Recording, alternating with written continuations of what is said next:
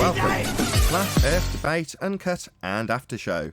I'm your host Nathan Oakley, and if you are new to this channel, or you've not done so already, then be sure to subscribe, hit the bell notification icon and join button if you'd like to become a Nathan Oakley 1980 channel member and keep up to date with the Flat Earth Debate. If you would like to support the channel, there is a super chat that runs alongside each of these shows while they premiere, and there's also a PayPal, Patreon and crypto link in the info box below the video. Also below this video you can get £50 for swapping your UK electricity supplier to Octopus Energy. Speaking of Patrons, I'm going to do a quick shout out to all of you who do support me on Patreon. So a massive shout out of thanks and appreciation to Witsit Gets It, John Kays, DL Hill, Julian Jeremiah, Maxi Tyken, Michael Kahn, Patrick Gunnels, Banter, Will Brax, Mel B. Styles, Troy Shuker, Bose Nail, Samson, Maris, Harry Blade, Mobile Max 777, Neo the One, Lost Cat FE, Open Minded, Del West Watson, Mike, Muted, Dick Earth Skeptic, Maria Neelands, Unbelievable Productions, Blue Ridge Ranger, Rob H, The Real Gabster, Windrider, Liam Nedrick Jr., Abraham Mohammed, Naibai, Adrian Quintana, Skeptic936, Life is Short, Fireball X, TheFlatEarthChannel.com, Texas Mike, Edwin Johnson and David Wayne Foster. So another massive thank you to all of you for supporting me on Patreon. Now I'm going to hand over to whoever is in Discord and Google so you can enjoy their dulcet tones while I set up for today's live show. All right, just three of us. There's a few other people in Discord. Right, Steve, Harpin, Melby. Well, good morning. Morning. Good morning, all. Morning.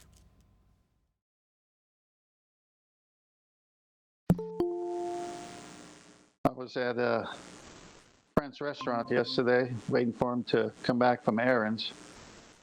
And pizza chef started talking to me. And he said something about satellites. He's a young kid, early 20s probably. And I said, what are satellites? He says, you know, man made them and they're like machines in the sky. And I go, where exactly are they? He says, space.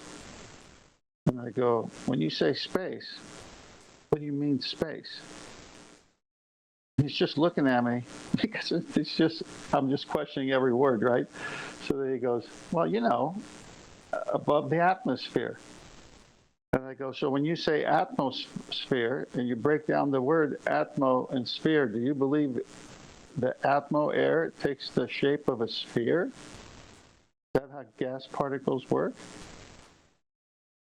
And that started the whole conversation that led into everything we talk about. And it was like the penny dropped so many times whenever I asked him to define what he said.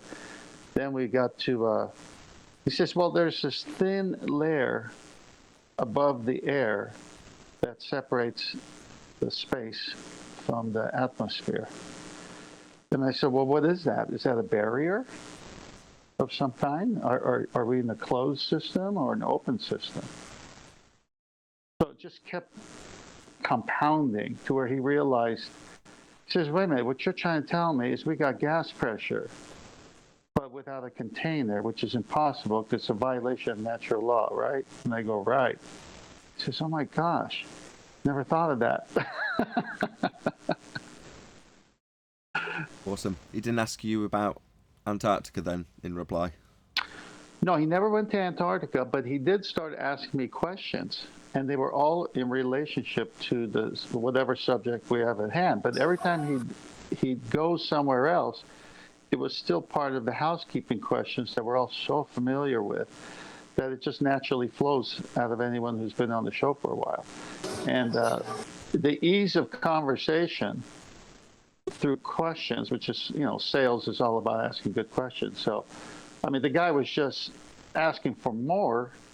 And each time something got explained to the fine details, he realized, he says, so when you say to me, it's all an illusion, you're saying that we've been lied to. And I said, well, if you have natural law which is inviolable, meaning it's always happening. There's no way of saying it's not happening because it's always happening. And then people say we're going to violate that. Which side are you going to take? He says, well, that's obvious. He says, but the ISS and the astronauts. And I go, so you think that's being filmed where? And he said, space. I go, didn't we just debunk space 5 minutes ago? But Aslan. Yeah, that's funny.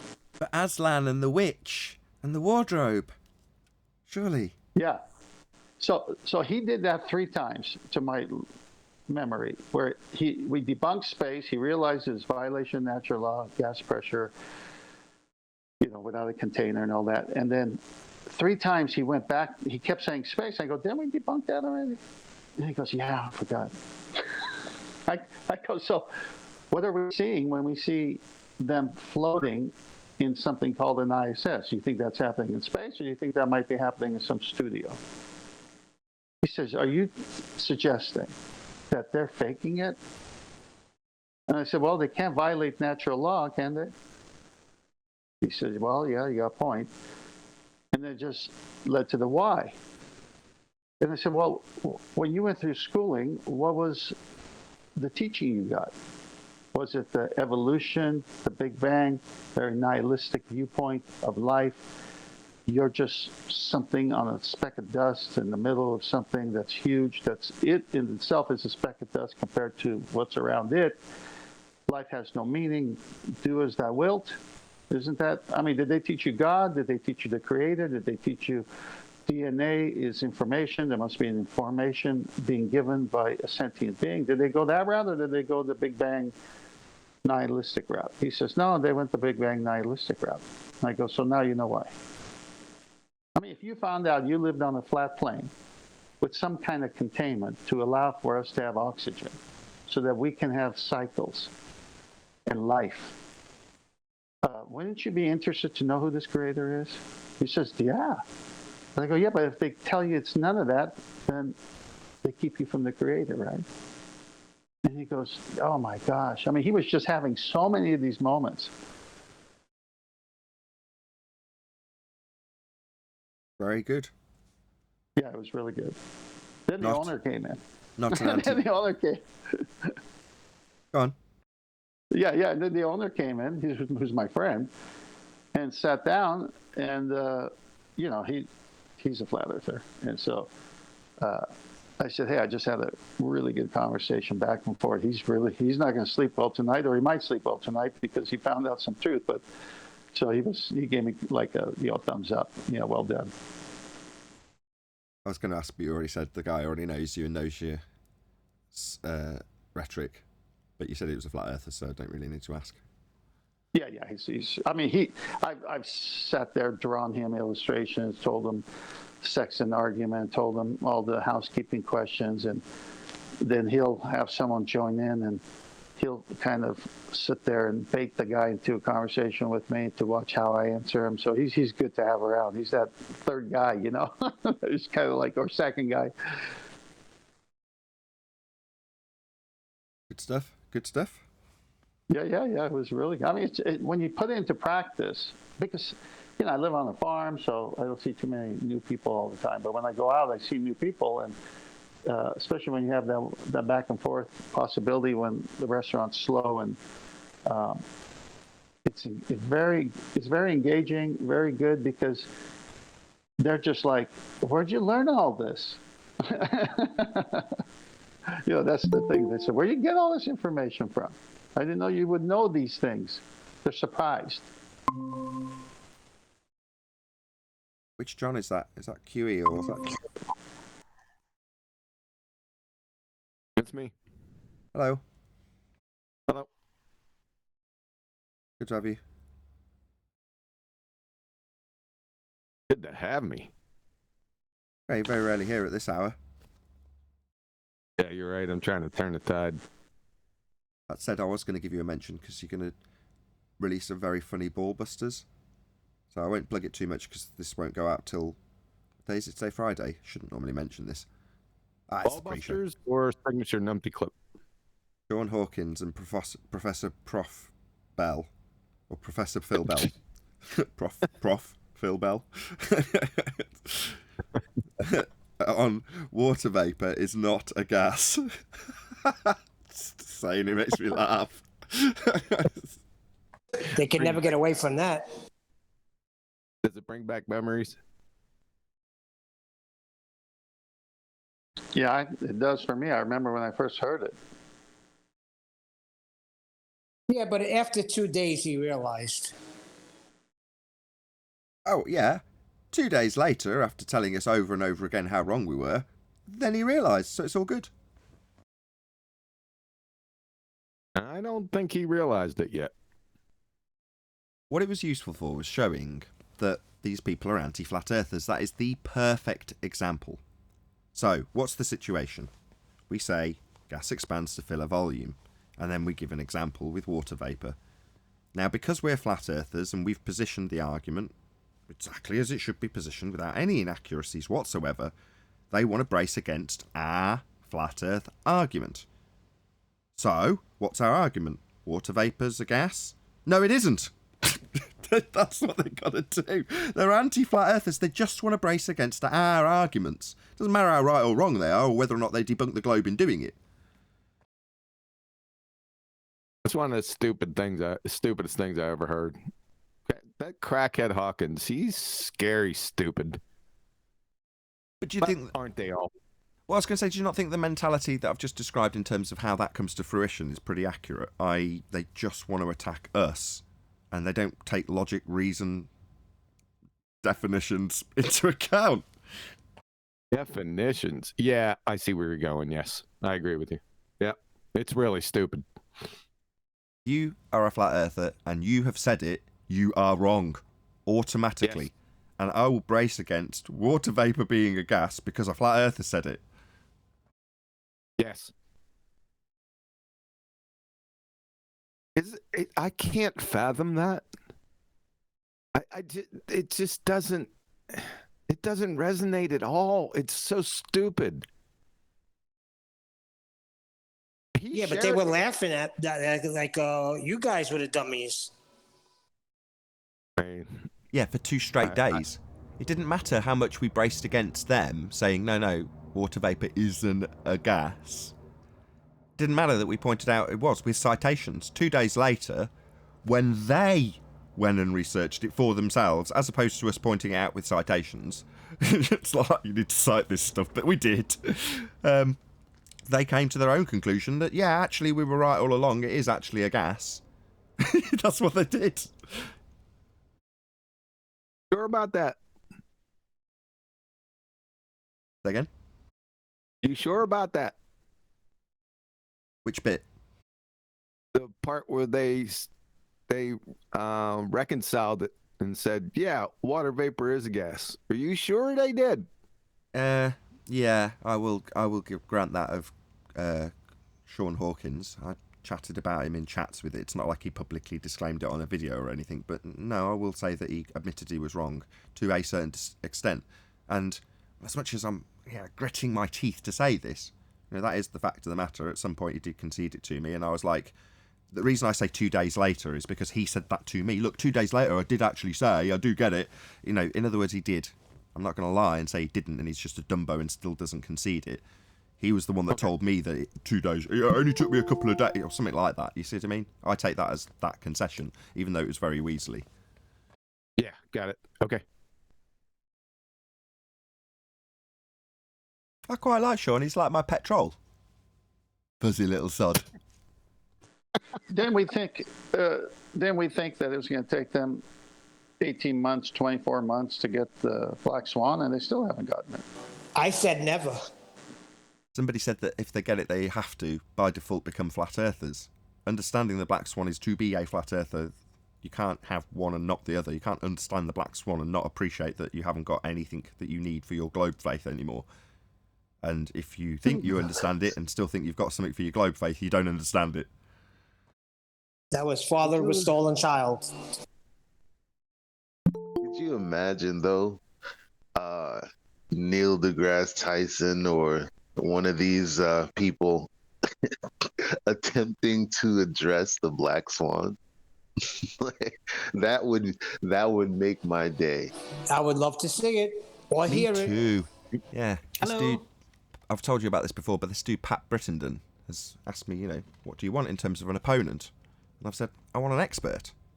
Yeah, he's come back with lots of obfuscations against objections to the actual opponent he lined up, which was Cats. I'm like, this isn't an expert. And he's asked me, what do you want? I want an expert, right? And he keeps coming back to me and telling me that you've declined the debate. And I'm getting more and more short with him. I'm calling him the C word in my emails at the moment, a lying C word, because he is. He keeps telling me that I've declined. So I keep going back to my emails where I cut and paste, I am happy to debate him, in parentheses, conspiracy cats. However, I've given him a conditional acceptance, which is to say, I've faced this person in the past, and here are the objections in terms of their behaviour in debate with not just me, but Tommy.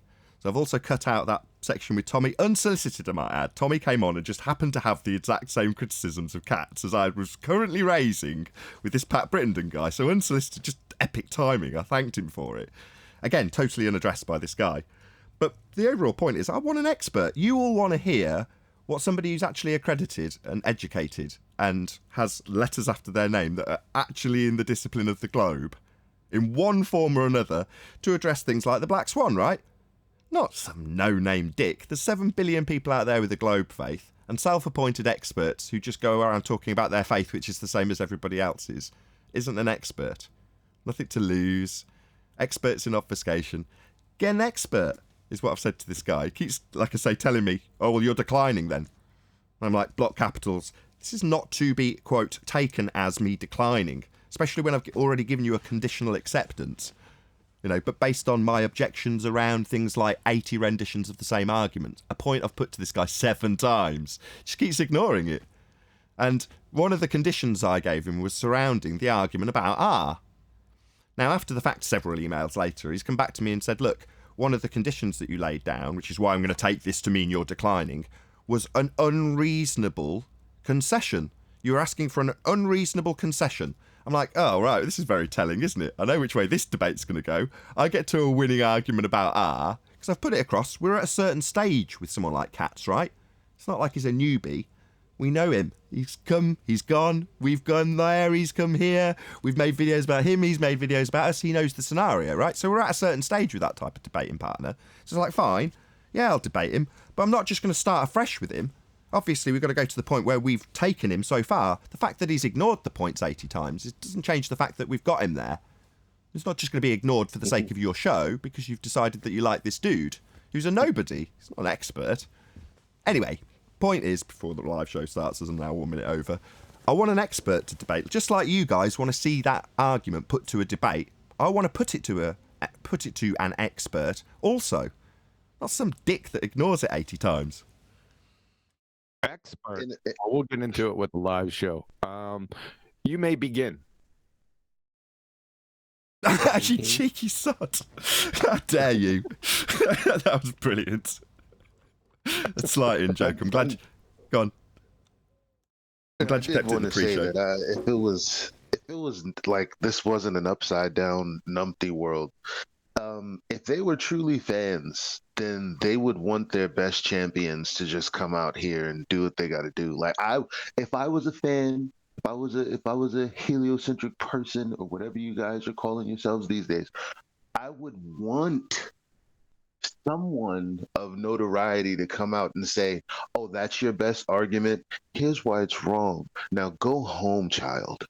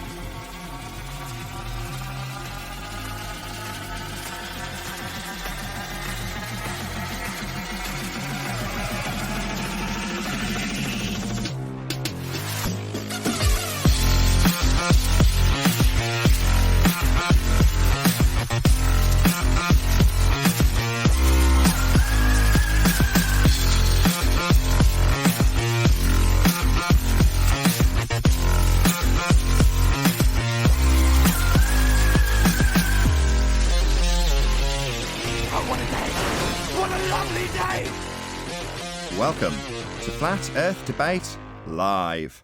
I'm your host Nathan Oakley, and if you are new to this channel, or you've not done so already, then be sure to subscribe, hit the bell notification icon and join button if you'd like to become a Nathan Oakley 1980 channel member and keep up to date with the Flat Earth Debate. If you would like to support the channel, there is a super chat that runs alongside each of these shows while they are live, and there's also a PayPal, Patreon and crypto link in the info box below the video. Also below this video you can get £50 for swapping your UK electricity supplier to Octopus Energy. Most importantly, if you'd like to join the discussion, simply mute the page you are currently watching, then click the link in the info box below this video to join the panel and express your views on the nature of Earth. If you do join, please don't swear. If you do, you'll be ejected. And if you are, please don't try to rejoin the stream using sock accounts. You'll be warmly welcome back on the next stream. Please also share the show on social media. Sharing the show obviously increases the live audience, but this in turn increases the chances of a more diverse panel. So please share the show on Facebook and Twitter. One last time, if you're new to the channel or you've not done so already, then be sure to subscribe, hit the bell notification icon and join button to keep up to date with the Flat Earth Debate. Now, we are joined by Quantum Racer, Neil, 10th Man, and a whole bunch of people in Discord. So we've also got Eli and Arwin as well. So, my bad. Welcome one and all. Hello, hello. Good morning. Good afternoon. Hey, good morning. Good morning. Can I say one thing before you start housekeeping? It'll be quick. Yeah, go ahead, Neil. Before I got on the show and I used to just listen, I used to look forward to when QE came on. Now it's like I never hear him come on anymore. And I'm just wondering if there's people like me that are out there that are waiting to hear from him but don't, particularly on this show. Just throwing it out there. No obligation. Same goes for anybody on the panel. I'm not going to say, where the hell have you been? It's like, what? No, I know, but I used to, like certain characters, like I used to be like, well, where's this guy today? Why didn't he show up today? When you're a fan and you're listening, it's different. I'm telling you. It's called evolution. We know when shows have offshoots, you know, and then it is what it is. People grow. Obviously, if the fans want to support QE, they can go to his channel.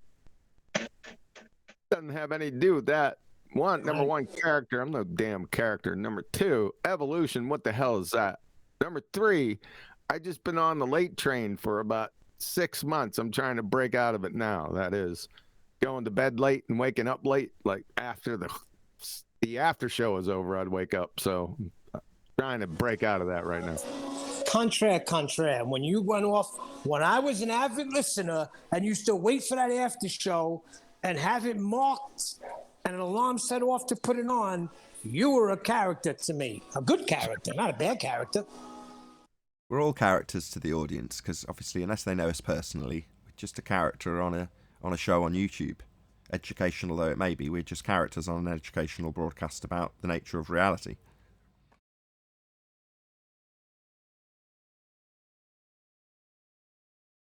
So back Some to are the a bit cartoons, though. There again, Owen? Some are more cartoonish, though. Maybe I should have said personalities. Same thing. Character, personality, same thing. We get back to the experts. If you want to. In the pre-show, we were discussing expertise levels, which I have for a couple of days because I've been going back and forth with the chap who wants me on his show. And after he requested suggestions for who I should be debating, or to put it as his phraseology was something like, who would make it exciting for you? Who would you love to debate? And I was like, an expert. So we'll see how he gets on. And the first choice was who? Conspiracy Cats was his first choice, and I laid out a load of objections which were dutifully ignored by him. Coincidentally, the same objections raised by Tommy, unsolicited guest who joined a couple of days ago, to say the exact same things just by pure coincidence. Happy days, because I trimmed it out and sent it to him. Again, it got absolutely no reaction whatsoever. And the more sweary and angry I get with him, the more telling his replies came back. So, yesterday came back with a reply, in quotes, "I have not addressed any of your so-called concerns," end quote. That's literally what he said to me. Just brilliant. Anyway. Conspiracy Cats was in my chat today too, being all complainy about how you cowered it down. He thought he really had something. So Conspiracy Cats is trying to get some public attention or something. Yeah, Really? certainly. Why does he still have a channel? I don't know. It's a good question. How does he still have a channel? And how does this guy... Wait a second. Who is this guy? I don't know his name. Sorry. I can't tell you for you to go away and research him. Anybody know his name? Meow, he's No. a cat. He claims to be a teacher. I saw a Puddy Cat too. Hold on, I'm just going to shout out a couple of super chats. Sorry, just gain a bit of control. They're both from the same person. So shout out to Unitox Femu, who says, "Open casting for experts 14 to 15 UK apply." I don't really know what 14 to 15 PM means. That's a bit of a misnomer there, but I think I know what you mean. 2 till 3. Right on. Also, Unitox Femu, thank you very much again for the super chat. At best, you have only debunked Radius. Yeah, a bit of a paraphrasing, but yes, indeed, Unitox. Femu, at best you debunked the Radius, right? Yeah. That's right. Anti-flat earthers know we're at. We're in the argument. That sounds like an expert. On the Okay, so contrary. who's the podcast guy? What's his name? You don't know? Of course I know. It's Pat Brittenden is his name. Pat Brittenden. Can I speak to Pat Brittenden right now? I think you probably could if you tried. Why do you want to speak to him? Pat Brittenden. An expert was asked for. You provided Conspiracy Cats. Are you aware, sir, that amongst the thousands of train wrecks that comes out of this dumpster fire's mouth, he once said, the second law of thermodynamics only applies to energy, not matter. Now, let me try to break this down for you. I don't know if I can. He would fail junior high intro to physics with that statement. Okay? So when we say expert, we mean an actual expert on the topic, not some numpty dipshit that's got friggin' idiot problems and diarrhea of the mouth. Are you following me, Pat? Okay? That's all I got for you. Okay, I didn't quite. Contact me. We can have a little discussion. Okay? Oh, isn't this Right sweet? now, you're a numpty dipshit. Check it out. QE's white knight for me, like Ranty's white knight for Conspiracy Cats. Isn't that sweet? Fucking clown. Just go to the numpty clips. You're gonna find Conspiracy Cats in there. So you want us to debate a numpty dipshit? Yeah, he does. He wants me to debate a numpty dipshit because I think he's taken to him, you know. Obviously, when you haven't got a winning argument, you've just got to have your charm and win over the host, right? Me, I'm totally ruthless and I couldn't give a fuck about this Pat guy. And I'll tell him he's a lying cunt when he lies. So when he consistently tells whoever he's telling that I've declined to debate Cats and I cut out a quote that says, "I will debate him," yeah? That's a lie that he keeps wanting to spin out. So hence he's getting the sharp end of my tongue at the moment, is Pat. And I don't know if he researched me. I've claimed outrageous on my part that he hasn't researched me, because if he had, he'd know what he was in for.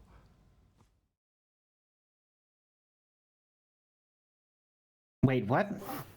Oh, I nothing. spent 5 minutes today on my show telling Conspiracy Cats to actually get in the Discord server and how to do it to get on the show if he wants to debate you, right? Just do it. Yeah, But any he of wouldn't these long, even address that. exactly, any of these long-serving dicks, self-appointed experts in a faith that 7 billion others apparently have. In other words, a very, very small fish in a very, very, very, very, very big pond. That's what Cats is. Now, don't get me wrong, popularity levels on YouTube could be compared here, and I could definitely lose on that grounds. However, the pond I'm in is tiny, and I'm a big fish in that pond. Now, it doesn't matter which way you dice it, I can't grant or get expert status in Flat Earth. That is not acquirable. But there's literally people churn through universities year in, year out that have accreditation that's directly linked to this subject. So shouldn't be difficult in that massive pond. Shouldn't really need a big worm on your hook to get a quote-unquote expert, as opposed to one that just says, I'm an expert because I believe everything that everyone else believes and I talk about it on YouTube. Hey, that's just one comment amongst many. He came on this show one time back in the day, right in the beginning, and tried to define mass, and he couldn't do it. And then he tried to make a hypothesis, but he didn't know what one was. So, I mean, this has layers upon layers and layers. I just gave you the how would you say, the feature with the second law of thermodynamics. And if you heard what I said, Pat, you listening? That is probably one of the stupidest comments I've ever heard. If he would walk into a junior high intro to physics class and say the second law of thermodynamics only applies to energy and not matter, he would get laughed out of that class, and they would call security and escort him off campus. That's how bad that is. You understanding me, Pat? I thought you were going to give him a ring or something, sort out his number, because obviously I'm not going to pass it on. But by the same token, you meant address him as an audience member, whether or not he's listening or not. I see. Well, can't you send this to Pat? Pull this out and send it to Pat. I probably won't. I've already trimmed out the discussion between me and Tommy, and I'm not saying you're any less worthy than Tommy, but I'm just saying I don't want to bombard this guy, and the fact that we're talking about him doesn't, you want to talk to him. Well, obviously, if you take time out of your day to do that, that's fine. Me, I'm not necessarily going to trim this out for him to bombard him with video clips. All I wanted to do was show, look, I've got a point, a problem, an issue with this person you've lined up. I'm happy to debate him if you can overcome these issues. Now, he's ignored all of them. Now, meanwhile, while I'm saying this, I'm giving him a conditional acceptance to debate cats. And what I'm seeing when I search for rebuttals to actual flat earth proof that we've recently presented in the form of the sexton, I come across things like Ranty's video talking about me being scared of cats. Now, I'm not a Ranty fan, but I don't watch his stuff. But I can see what he's put in the thumbnail, and it really makes me smile while I'm giving Pat an earful via email for him constantly implying that I'm declining when I can literally quote myself saying I accept, I will attend, and things of that nature. Just these dicks, when they get challenged to actually go to their massive pond, throw their line out with a worm on the end and get an expert pulled out on the end of their rod, right? They go, no, it's much easier to tell my audience that you declined. No, I haven't declined. Everything I've said has been about accepting and doing it, and I've talked to my audience about doing it, and mentioned you by name about me going on your show because you've asked me. But that's me declining. He keeps literally, in quotes, putting, this means you've declined. It's just like, what? You interpret it that way? Man, you're really encouraging me to know that you're going to be an unbiased host when you interpret things that say something completely different as words you've decided they mean, because it's easier for you. Yeah, you sound like a really fair host. You know what I mean? This is all in email prior to me ever talking to him. Right, he's ignored half a dozen points I've put to him, some of which 7 times. And yet he's telling me all about how fair his show is. It's like, what? Are you having me on? So he contacted you by email. You checked your email? Why, today? Nah. No, I'm saying he contacted you by email. He did. Now, how'd you find out? I think I was awaiting a PayPal payment, so I went in there to look for it and found it. Yes, I am terrible at communications. That said, I've dedicated a significant amount of time to communicating back and forth with this Pat guy. I've gone back and forth with him and spent, 20 minutes comprising an email to then send to him. Admittedly, at first, when I first woke up and saw his outrageous lies that I was declining something I'd already given a conditional acceptance for, I was like, I just launched into him like half awake with loads of misspellings and grammar. And I was like, look, if you're going to take me saying I will do something as to mean I'm declining, I'll just take this excerpt and a random piece of text to mean you sleep with the dead. Because I can just take it to mean that, can't I? And he's like, why all the aggression? I'm like, because you're just making up crap I haven't said. So I'm just going to take what you've said, put it out of context, and take it to mean that you're a necrophiliac. Yeah, makes just about as much sense, just about as arbitrary. So you got his email address? Can you please drop that email address in my message thread? No. I'd appreciate that. No, I won't. You won't? No. Why not? Dig it out yourself, man. Right. He has got enough to contend with me. I assure you, he doesn't need any more shit. Right? He has got. Share the damn show with him. No. Don't start giving him grief. And I will say this because as much as he has also put points to me, which I'd love to address, and in some cases I can't. One of the points he put to me was people are contacting me from, fans of your show and giving me grief. Well, if you are that person emailing Pat, please don't. He's a public figure, I'm a public figure. It's nice that we can discuss these things. It makes for a great show. And, should he actually get a bloody expert sorted out in the massive pond he's got to fish in, then we might actually see a proper debate. And I'll give the guy credit where it seems due. He does seem to be reasonably organised in terms of what he wants to achieve with the structure of the format. And I've got no issue with that, and I haven't raised any issues with him in that regard either. So from that point of view, it's like, yeah, you seem like you might actually do a good job, with the exception of your bias. Telling me that I'm seeking unreasonable concessions when I say R's been debunked. For cats, personally. Is he going to be using this debunked R value in his arguments? Because if so, that's a problem. In other words, I'm not going to just pick up, not where we left off from, but from shit that I've got to rehash because Katz has decided that his arguments only work if he uses stuff that we've debunked.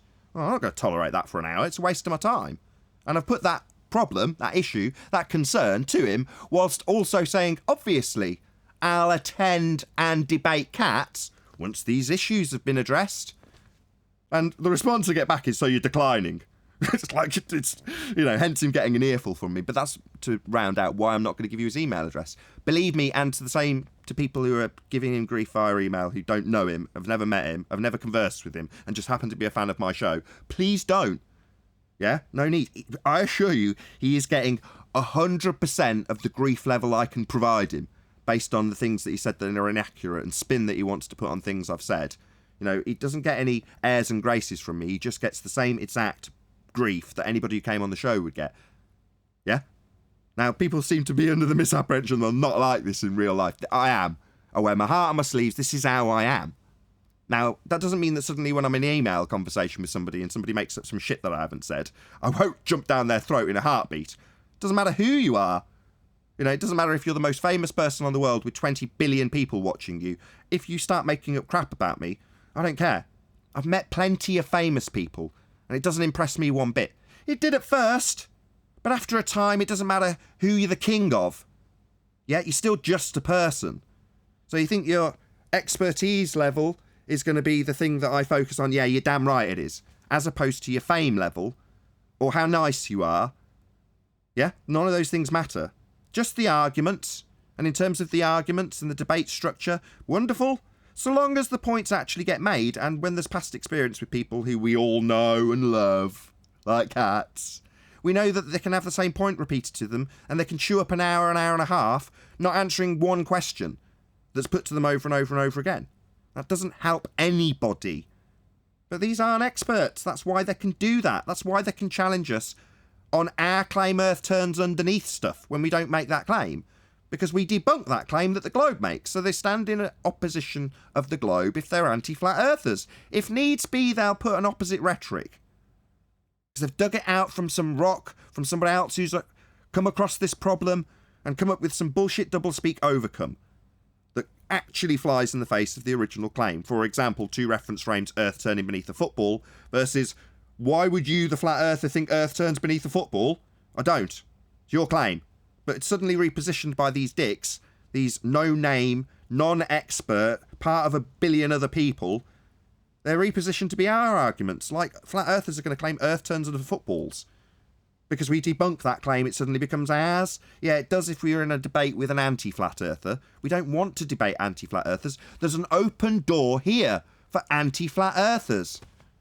I want an expert. In other words, offer me something I can't get daily on my own bloody show.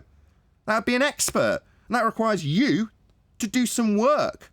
Now, you can just turn around and go, oh, well, I've got cats and he seems pretty cool.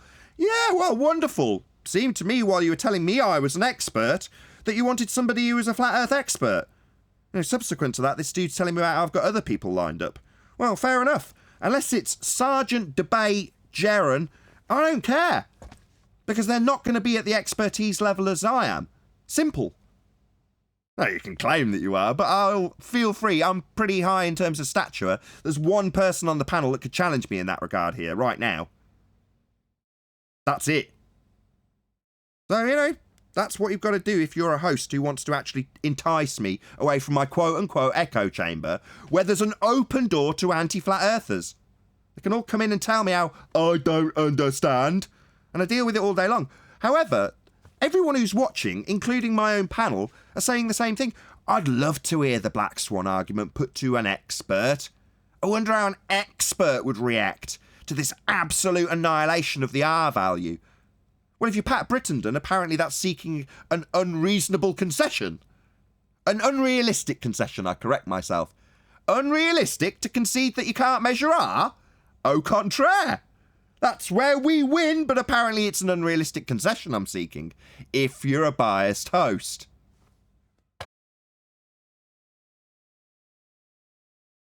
Oh, I'm done, by the way. Whatever happened to that expert that QE almost, well, he debated him, but then like the call dropped? Was that like a month or two ago? You ever hear back from that guy? The call dropped. There's no call that dropped. He dropped. Nothing. Right, but then he just disappeared. We kind of see what happens when experts debate you guys, you know? We see it. We already know. So did you say his last name was Brittenden? How you spell that? I'd have to look it up.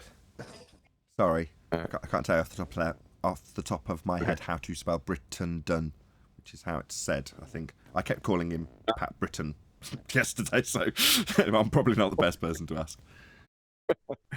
I typed it in. I can't get anything. So, all right, fair enough. I'll let it go. Fair enough. I've not researched him either. I mean, I get loads of emails from people that say they're popular, and I'm just like, yeah, whatever. When they actually get into the nitty-gritty of detailing what they're going to do, I'm like, great, this sounds good. I think the only thing I said to him initially, other than I'm in, is let me know who you get. You know, for reasons that we've now covered in the last 20 minutes. Yeah, you want to know who you're going to be lined up against, so you don't end up lined up against a, what did you call him? Numpty dipshit? Yep. Yeah, not an expert. Anyway, we'll see how that pans out. I'll let you guys know. I've also, just to round this out in terms of Pat, so we're not talking about him for the entire show, I've also said, look, I'll bury this hatchet as long as I get an apology for the lies he wants to conjure. And I'll talk to him, I'll talk to him like a man rather than swearing at him and calling him a liar, which he is when he tries to spin out that I'm not interested or have declined. But I'm sure, given that he claims to have 20 years' experience, he'll have the intonation or the humility to say, okay, fine, yeah, I'll stop saying you're declining just because you don't like my opponent for the reasons I haven't addressed. So hopefully, unless there's any questions on this, which may or may not come to fruition, we shall see. Is there any questions on this? If not, we'll move on. Let's move on. Perfect. Typically, when Father of a Stolen Child is here, although it wasn't him that did it yesterday, I think it was 10th Man, we've been rattling through the housekeeping questions at slightly higher pace than usual, Quantum Eraser. And I'm hoping that you'll experience this firsthand now if everyone on my panel or people in Discord play along. Let's see how we get on. Any evidence of axial rotation of the Earth-based variety?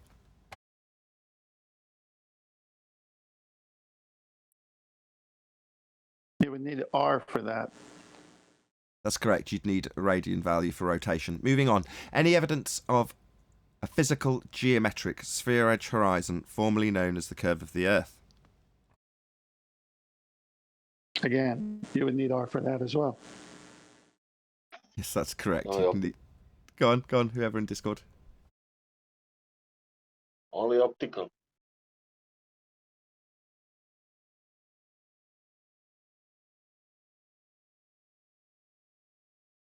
Did you say only optical? Yeah, only apparent. It's to be Only physical. that one. Yeah, indeed, but we've covered it because they need an R value for their tangent point geometric horizon, don't they?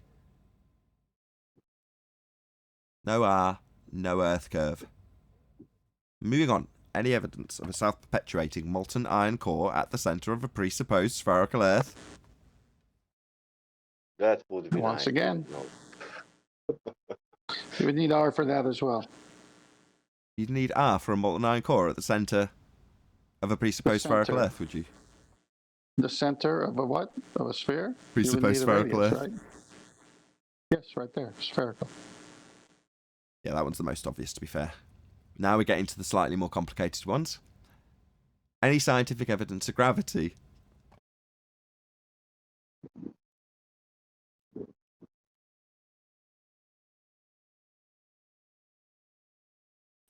Which No one? one's taking it. We Ah, have You theoretical would need R. evidence. hold You would on. need R for that as well. You do. Centre of M1 or centre of M2. You're going to need R for that, aren't you? This is fun, eh, John? I object to that one. Okay, go on. Yeah, because that's Newtonian. I don't want to. I'm saying Newtonian because everyone knows it as that, but it's not. It's Reverend John Michel, C.V. Boys, and Cavendish. So, but Well, that's not what that's not gravity in secular society. See, we're dealing with a right-wing numpty faction that makes shit up on their own. Follow? I do, So, but we do, and we must see Newtonian gravity as a force. It doesn't really mean it is one, but we don't have to work at the really is level, John. yeah, I remember that. yeah, well, they say Newtonian gravity works 99% of the time, right? We use Einsteinian gravity for the exceptions when Really? something's Citation, traveling please. almost the speed of light and things like that. Yeah, citation, please.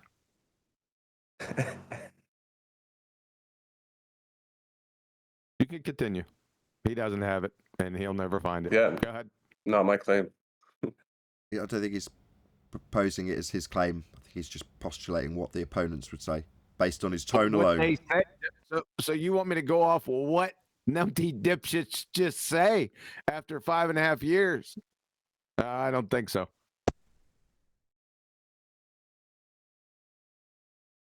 Okay, this one's a bit more obvious and hopefully swift. Any evidence of the distance to the sun?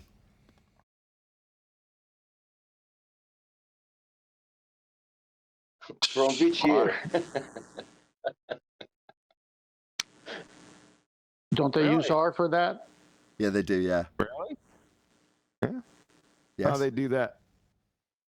Distance to the sun is utilising the R value that they get from Earth transposed onto Venus with Kepler's third law applied. Oh, you're using that old numpty dipshit stuff. I thought you're gonna. I'm thinking about radar bounces. Also, AU needs R. Yeah. Interesting. I'll have to look into that. So now we're into the But ones you that are only- arguably... Go on, whoever that was. You only debunked that. Yeah, the distance to the sun has been debunked. But why we need R in every fucking argument? Maybe not. Any single viable hypothesis from any of the fields of astronomy, cosmology, or astrophysics? Can I go back to his last statement? His last statement was you can debunk everything with R in essence. Well, no, he says, why do we need R?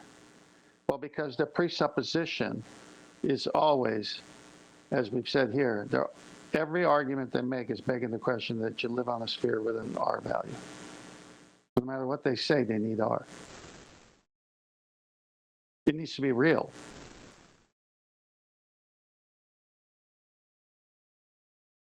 No, yeah, but I don't know. No matter what they say, I don't know about that. I mean, Well, they if could it- say a bunch of stuff. Well, they can say something that is connected to an argument that has no bearing because it's so many steps away from the Right. foundation of R. Right. But Yeah. they need the foundation of R. Well, that's why you can't answer the next question. You'll need R for that. You know, when I say any single viable hypothesis from any of the fields of astronomy, cosmology, or astrophysics, while those might be the fields, you can't just say in response to that, you're going to need R for that. well, no, you don't need R to be an astrophysicist, but to make any claims as an astrophysicist, the chances are you're going to be making them with R. Yeah, but they could still come up with a hypothesis, though, so that one wouldn't apply. No, indeed. I mean, we're asking for a viable... I completely agree, because we're asking for a viable hypothesis from that field. Well, yeah, the viable hypothesis, if it's got R in it, will say you'll need an R value for that, but until that happens, you know, it's preemptive. You can't really say you need R for that in response to that question. But I would say that field, its fundamental position is based on planets with R. And they say we have R as well. So everything they do will eventually lead back to everything needing an R. It could. Quick shout out to Retro Bill, who says the gyroscope used on a military aircraft is called a high planes drifter. Too funny. Shout out to Retro Bill for the super chat. Thank you very much indeed. Last but by no means least. Go on. Say again, Neil. I'm sorry. I thought that was the only one that caught that, since I had a little snicker about it. No, people on the Eastwood side caught it as well. Yeah, the Eastwood side. Yeah. Any evidence that you can have gas pressure without the necessary antecedent of a container to press upon.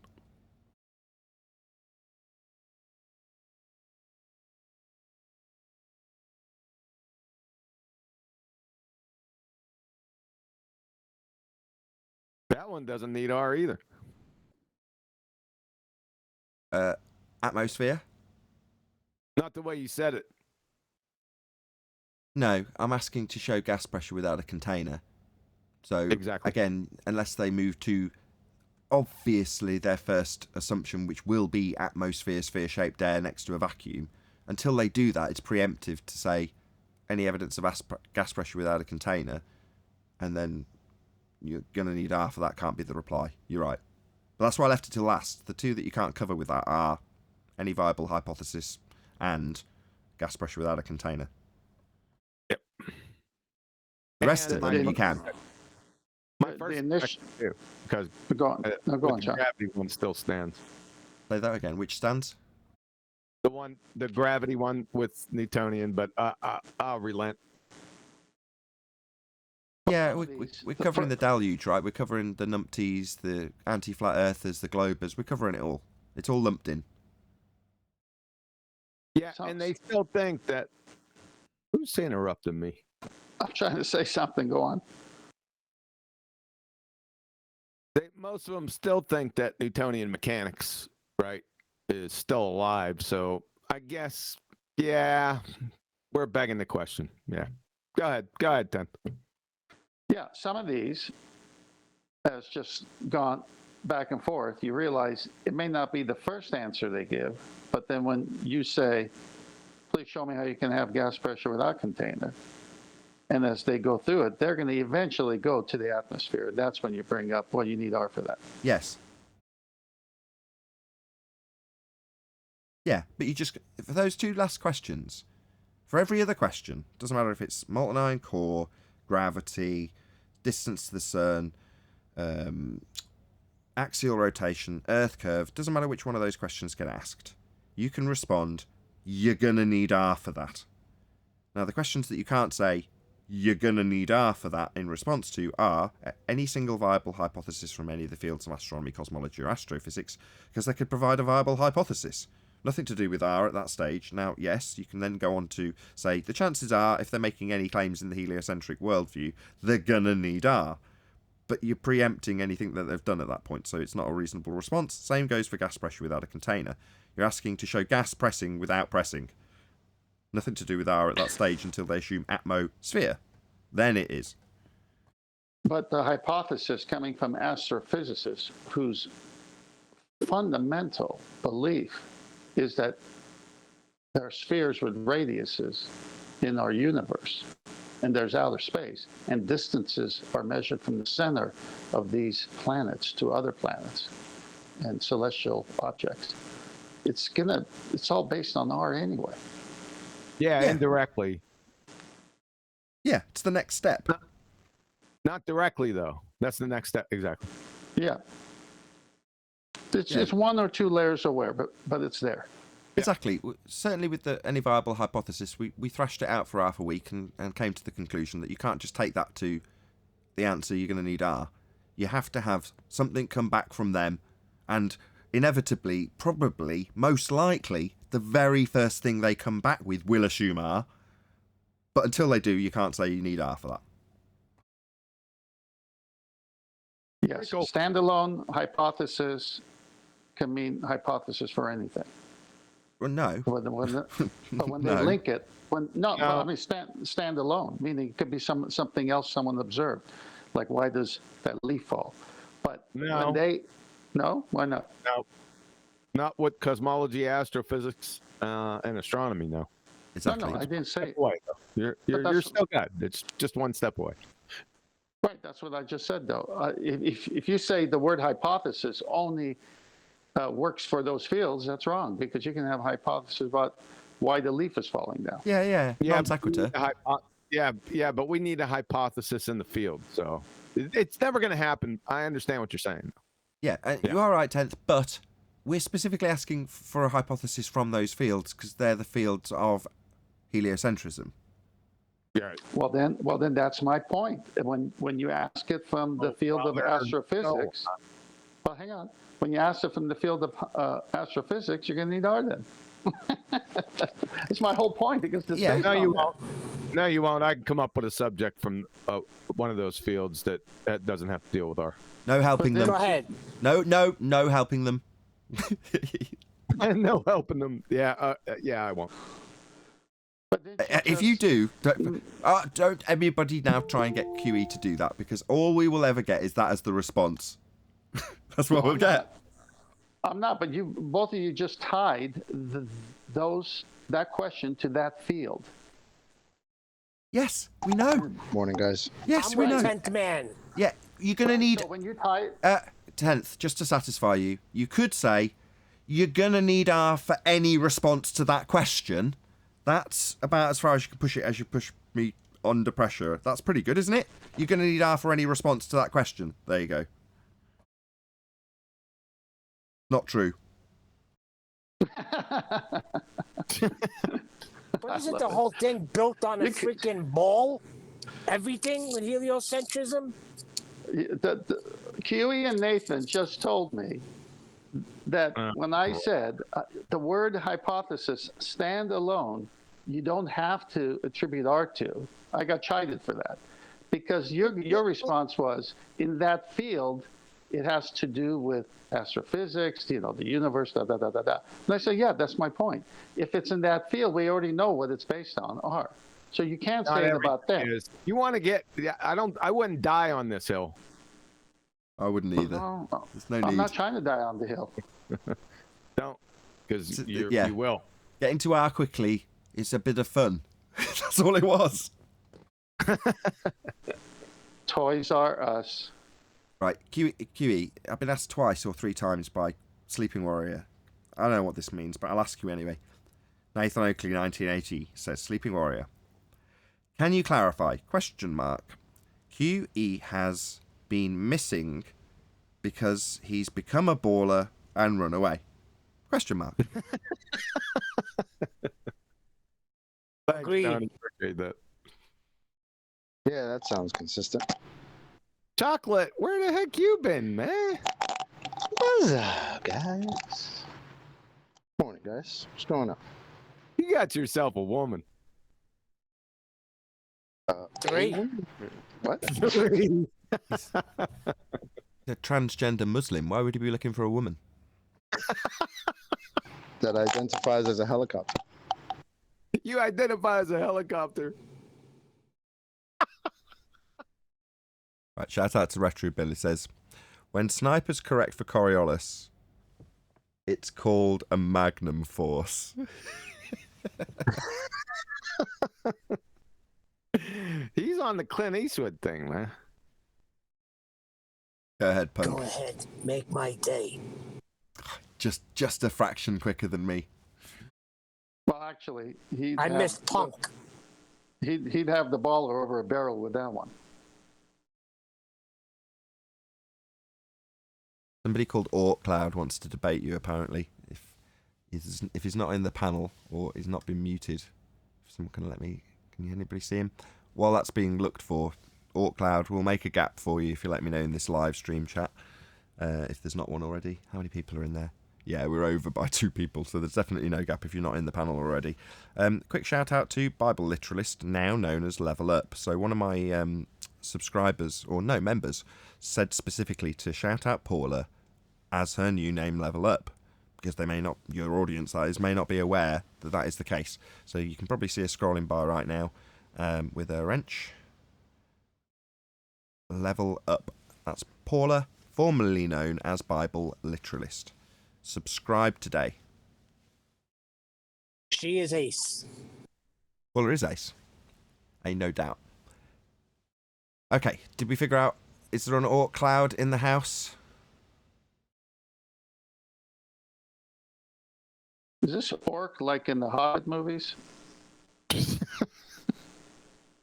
The Orc Cloud is, correct me if I'm wrong, surrounding the solar system in the heliocentric rhetoric. You're testing my heliocentric knowledge now with your screen name, Orc Cloud.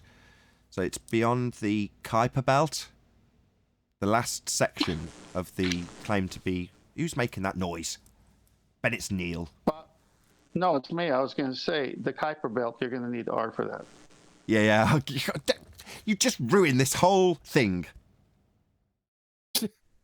Yes, thank you very much. The giant circly Orc Cloud, right? That's right. But that's the last bit, isn't it? That's the last bit of the solar system from memory. This is, as I say, testing my former heliocentric knowledge, a lot of which I've sort of blanked out because it's useless. Where's that located at? Say again? Where's that located at? The edge of the solar Beat system. me to it, damn it. It's like the last layer.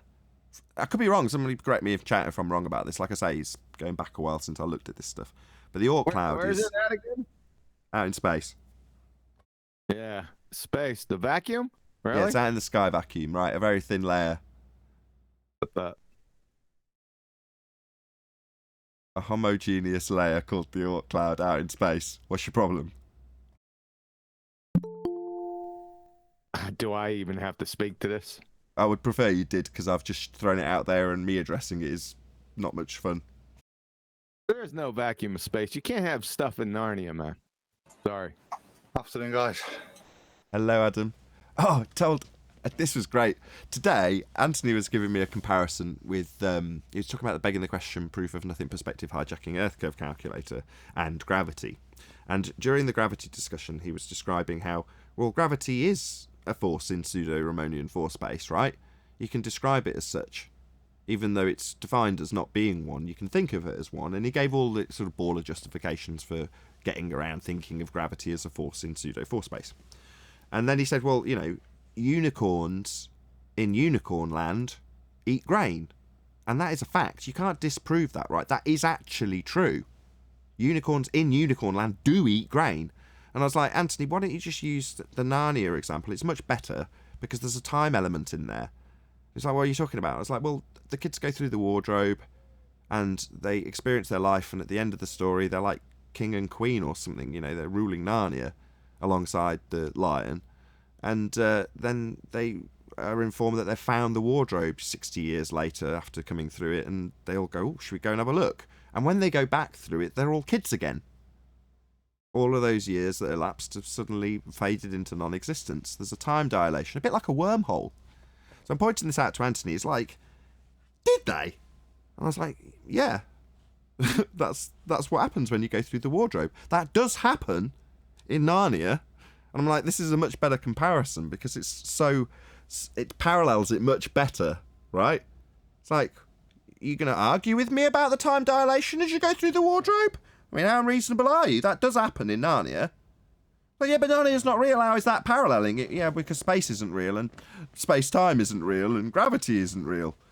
It directly parallels it. You know, you can think of going through the wardrobe as being a way of going back in time or reducing your age. You know, you can think of it in that way. Of course, Narnia isn't real, and likewise, you can think of gravity as a force, even though it's not a force, in pseudo-force space, which isn't real either. So it's directly comparable.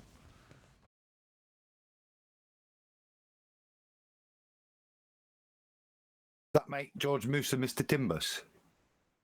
Mr. What's his Timbus? He's the guy with the goat legs, right? Yeah. Yeah. Hey, Adam. What's that? Get stuffed! Yeah. You saw my super chat then? No, I didn't. I didn't see. Didn't read What, it does that out. not get a I'm sorry, shout Adam. out? So QE got a super chat. Well, I got the money. QE got the sentiment, which is to say that your sound wasn't clipping. So even when you shouted "get stuff," then you didn't overload your mic. You didn't overload my lines. You certainly didn't overload my compressors. Happy days. Yeah, I had some problems with that, but we don't have to go into shop talk. But I moved back away from the mic when I did that. Good. So, we were all having lessons off Nathan last night. I learned a fair bit, and it sounds like you did, John, and all then. You backed off there. It's all about discipline. I listened back, right? So QE and I last night made a recording, and I was giving them a crash course in sound. And at the end of it, QE and I were like fiddling around, fine-tuning some of the settings and recording it so he could hear back the effect after compression on YouTube. But he sent it me, so I woke up this morning, going to my Skype. There it is, linked to the recording that we made. So I went and listened to it, and when I'm like, "Can you just say something at a certain level?" QE's first thing he said was something words to the effect of, "Yeah, we're doing a sound check because I'm getting loads of complaints. Actually, zero. It's just Nathan that says it sounds bad."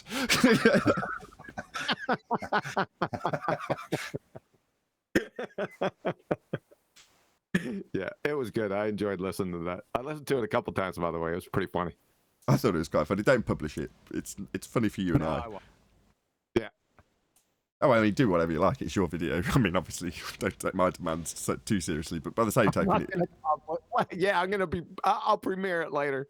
that's what you said in the video. I'll be premiering this later. But no.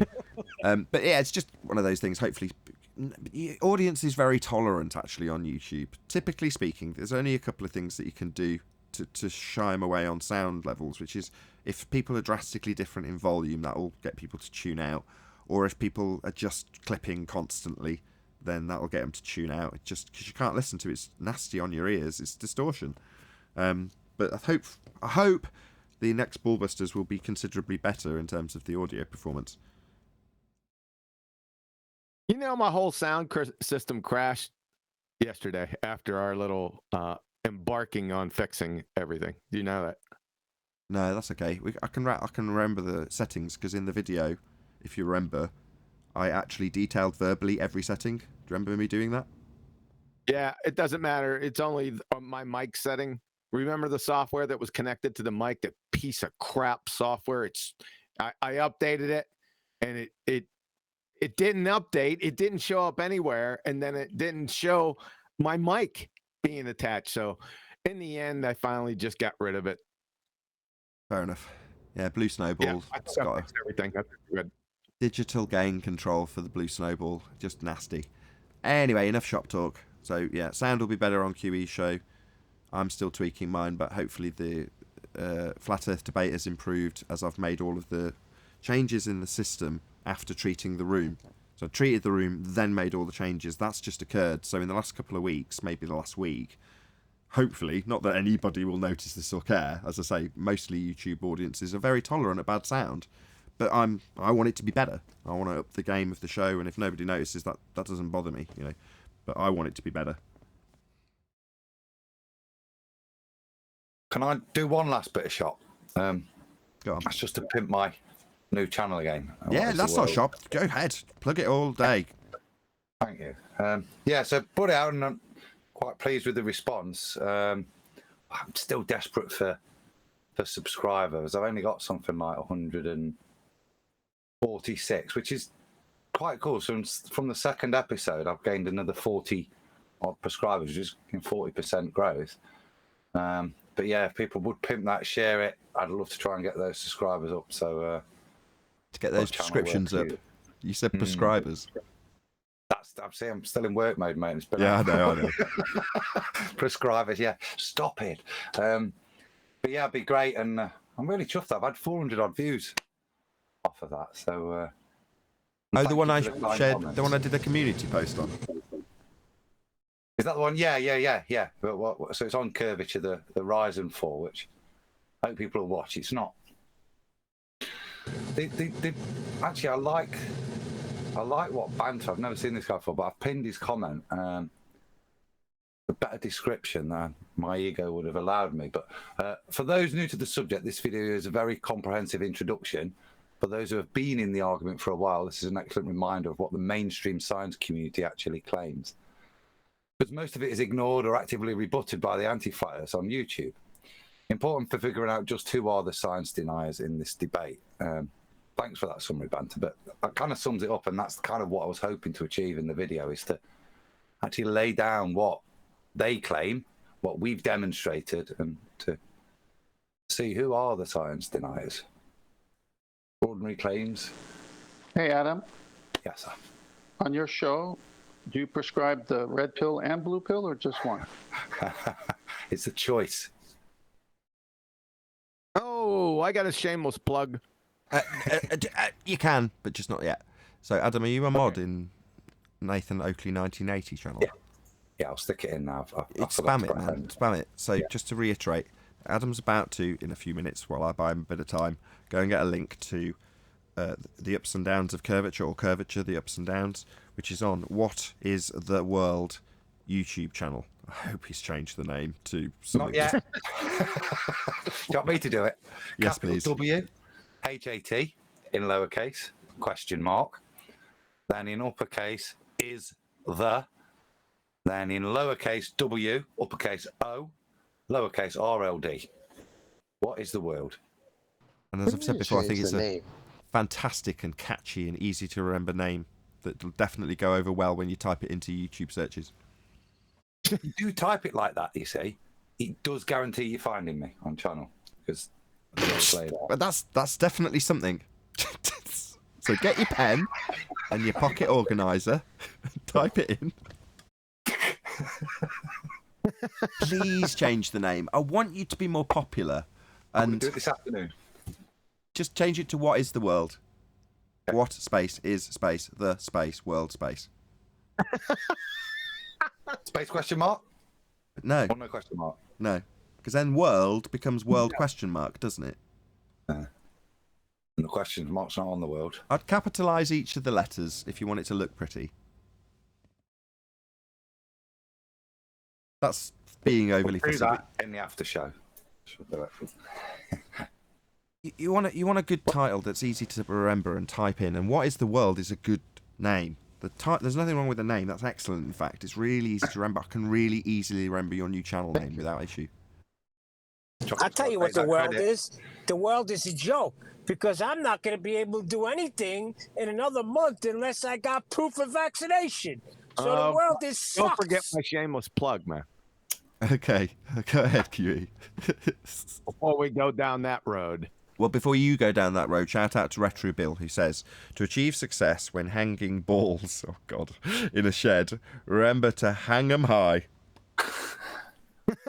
Right, go ahead, QE. Thanks for having concern, QE. Yeah, we're not in the slightest bit concerned. I'm really sorry, Neil. Go ahead, QE. Yeah, shameless plug. We got a signature numpty clip, a massive one, coming Monday. So make sure you all tune in. It's one of our favorites. Hillbilly Blue Balls, the redneck retard, a.k.a. the photosynthetic redneck, a.k.a. no marble science. It's classic. He'll never recover. You're finished. Clown. Oh, the big At dummy. least you call him by his right name. The All of big a sudden, dummy. Nathan calls him Blue Marble Science. You talk about the big dummy who says, "Hey, guy, you big dummy. Earth isn't Earth isn't rotating underneath hot air balloons. You big dummy." Hold on. Oh, that's not the stupid hold on. Have you not published it yet? No. Oh, okay, I was going to get the link to it. So I'll just stick a random link in the chat. So it'll be Sean Hawkins and Prof Bell and water vapor is not a gas. Didn't Fred G. Sanford call his son that? You big dummy? Yeah. Was Sanford and Son? Yeah, that's what I'm. Yeah. You big dummy. It's one of my sound effects. Yeah. Yeah, Okay, Nathan, you big so dummy, subscribe. What's wrong with you? We're still in the middle of a plug. Nearly there. I promise. So check it out. Be Here or Be Sphere for Quantum Eraser YouTube channel, which I've just stuck a link in the info box or the chat stream box. So go and subscribe and enjoy that particular numpty clip that's come out now. And as Quantum Eraser's plugging it for Monday, this will presumably come out just after that, unfortunately. Although we're live now, so you can hear me now, right? Yeah. Two of Can I my interrupt favorite John's talk drinks, now? champagne and Ripple. I call it Champipple. I'll move on. One last thing on my show. I just want to say again, thanks, Chocolate, for letting me use your tune. Did it with a little bit of Minecraft this time, mate. But that's my favourite bit of every show. And hence where What Is the World came from. So point of that was it. No credit to me, all to Chocolate there. Nah, man, it's my pleasure, man. I'm honored that you use it. Appreciate that. Oh, chart, right. So in the comments, someone is saying, "Who's done that?" Somebody's going, "I think that's ODD." You know, I think that's ODD. And then, Sure. no, it's Chocolate saying. Chocolate blows them away. Yeah. Yeah. I'd just like to say, 10th, thanks very much. I really appreciate it. I love you, man.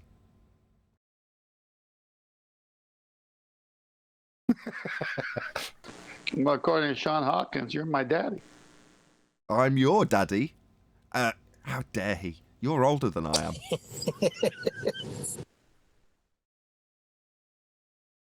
Well, you can always identify as that. What, old? Older?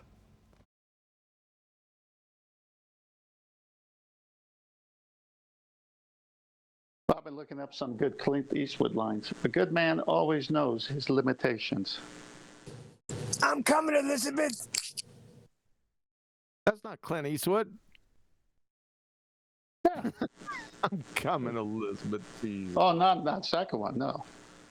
He said, if you want a guarantee, buy a toaster. With that, I'm going to say, if you are watching this on either Nathan Oakley 1980 or Nathan Oakley Premiering streams, stay tuned, as there will be an after show to follow. Unfortunately, if you are watching this live, this is where we bid you farewell. So, a huge, massive, enormous thank you to all of you. Smashed the super chat, liked, commented, shared, subscribed, joined as a Nathan Oakley 1980 channel member, hit the PayPal link, and all that good stuff. Also, below this video, you can get £50 for swapping your UK electricity supplier to Octopus Energy. Once again, stay tuned if you're watching on either Premiering stream. I've been Nathan Oakley, and I will see you all in the next video.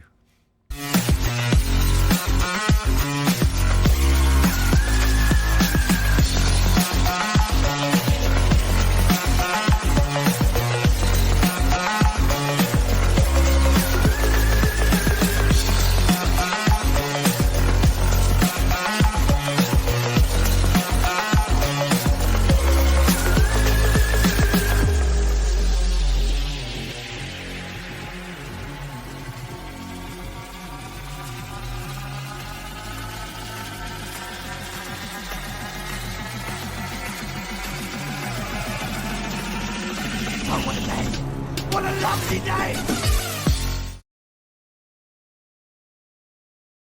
Jefferson's pretty funny, but I did like Jefferson's were good too. Sanford was classic. Yeah, Sanford's I like good. my favorite character on there was Rollo. Sorry to interrupt. Did the Orc Cloud guy get into the after show? Because I know the main live chat was full the whole time. Orc Cloud, everyone's off mute now if you're in the after show panel. Earth to Orc Cloud, come in, Orc Cloud, Nanu. Really? Nanu, that's a good one. Wasn't ready for that. Mork and Mindy. It's the TV show.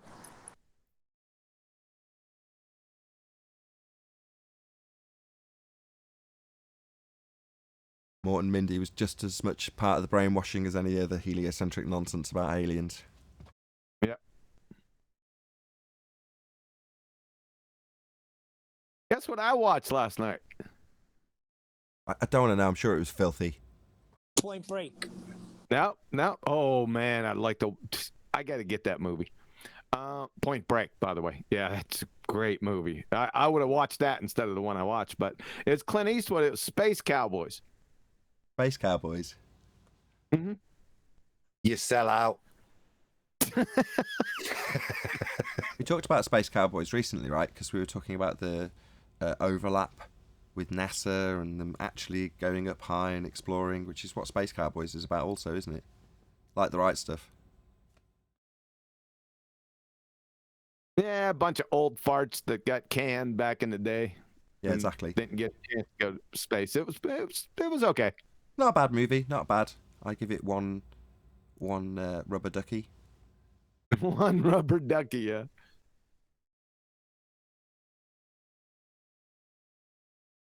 So, Cloud, did he join? Was that just something one of my members was making up? Clearly.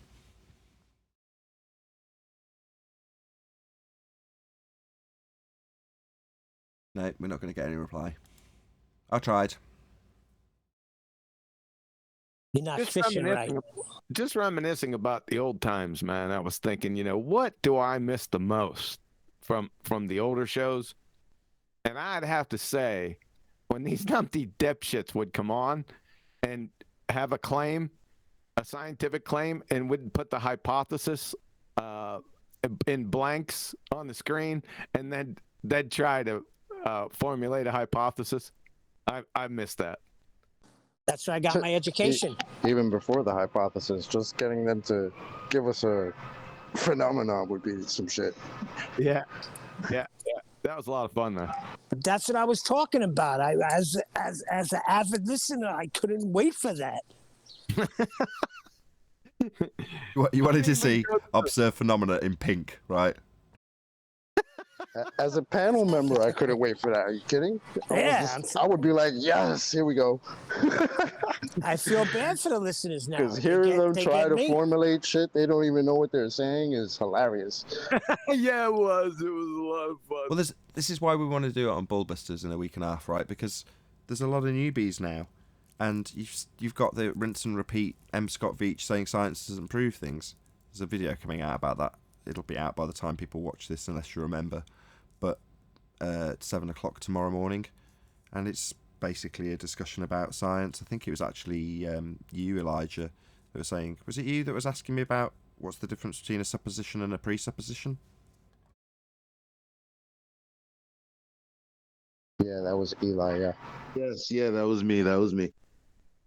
Yeah, that I made just the cut. sent you a message also, by the way. Well, that made the cut. So you open that video tomorrow in essence because it's your question that sort of sparked off the discussion about, well, what's a supposition of cause in a hypothesis? Because your question was framed around science, and then I launched into moaning about M. Scott Veach saying science doesn't prove things whilst discussing things with Spurs and another guy. I said he was saying it's Spurs and he wasn't, although Spurs was definitely there during that discussion. But in the edit, it wasn't Spurs. So if anybody thinks I've mistaken Spurs for someone else, I haven't. He was there. But anyway, that's besides the point. They're back to their same old crap. Well, science doesn't really prove things, was his exact quote. What do you mean it doesn't really prove things? So preempting that I'd get a response from him, I went to QE and I'm like, those couple of quotes you gave me, by the way, thank you for posting all the rest of them. Came back with a whole bunch of quotes from people like Einstein saying, no, science doesn't really prove anything. He's like, there you go. So I just slammed him with what you sent me, full on, 10 paragraphs of science proves things. Science must prove things. Science needs to prove or disprove. Your hypothesis must be capable of being proven. All these endless quotes saying science proves things. Thank you very much for that, by the way. Yeah. Hey, let me see if I got that. Hold up. I need you to send that. I mean, if science doesn't prove things all of a sudden, why for like 2-3 years were we told day in and day out, science, we have the body of science that proves R, body of science that proves gas pressure without a container, body of science proves everything under the sun, but all of a sudden, years later, now science doesn't prove anything. Do you realize if you say that, that means all the science crap that you were talking before, you just debunked it? Well, it was never science. It wasn't debunked. It was never science to begin with. So when they said science, they meant pseudoscience. They meant a claim of science that hadn't been through the scientific method. And that's the definition of pseudoscience, and that's what they were claiming. And when they called us, quote, science deniers, what they meant was pseudoscience deniers. And when they told us that the body of science proves things, what they actually meant was our pseudoscience doesn't prove anything and can be adapted later on if we have to change our story.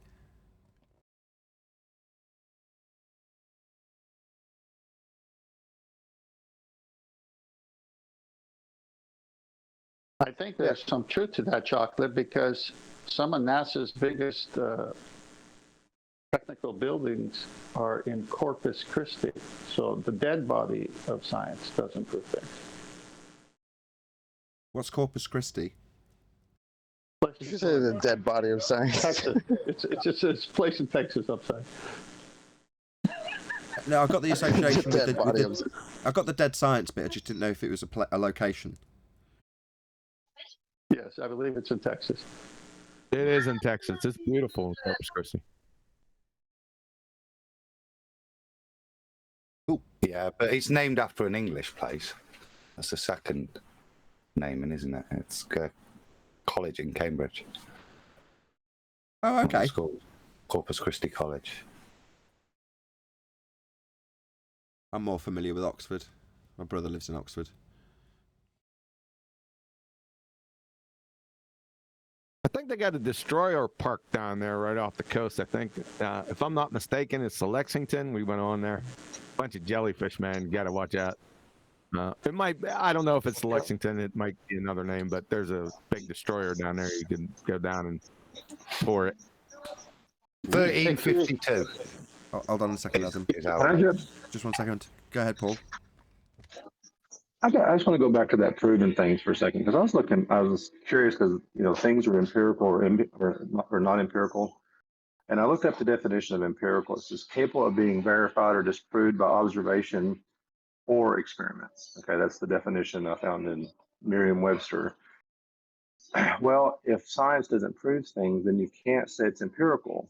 If you don't use it in an experiment, you can't necessarily say empirical either, right? Correct. So then how can you make any empirical progress in science if it isn't empirical? It is It can't be proven by empirical. experiment. Well, it is. Science is empirical. But how can you make any progress in pseudoscience, which is what they're actually asserting when they use the word science? Well, you can't, because it's not empirical. Pseudoscience, not empirical. Science actually is empirical, though. No, it's the next question. It goes, yeah, Hold hold on. on a second. Yeah, wait 1 second. It goes a little bit deeper than that, because then you have to get down. You just defined empirical, but that's not what the numpty dipshits think empirical means. They think empirical means observation alone. They think the two words are synonymous. But what they're doing is a composition fallacy. So you can continue. No. So then the next question out of the words is that science doesn't prove things, so is science empirical? And then let them kind of jump through hoops trying to explain how it is. Oh, I see. You postulate to That's them, it. if they say science doesn't prove things, then is science empirical? And the answer, if science doesn't prove things, which it does, then it would not be empirical. But that's because they don't have science. They haven't put anything through the scientific method. And a claim of science that has not been through the scientific method is the definition of pseudoscience. Yep. It's not empirical. It's just a good gesto story. Their quote-unquote science, actually pseudoscience, is not empirical.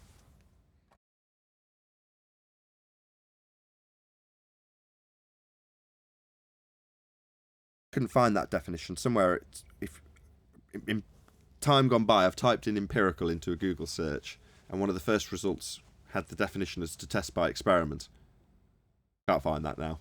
Went to look for it yesterday.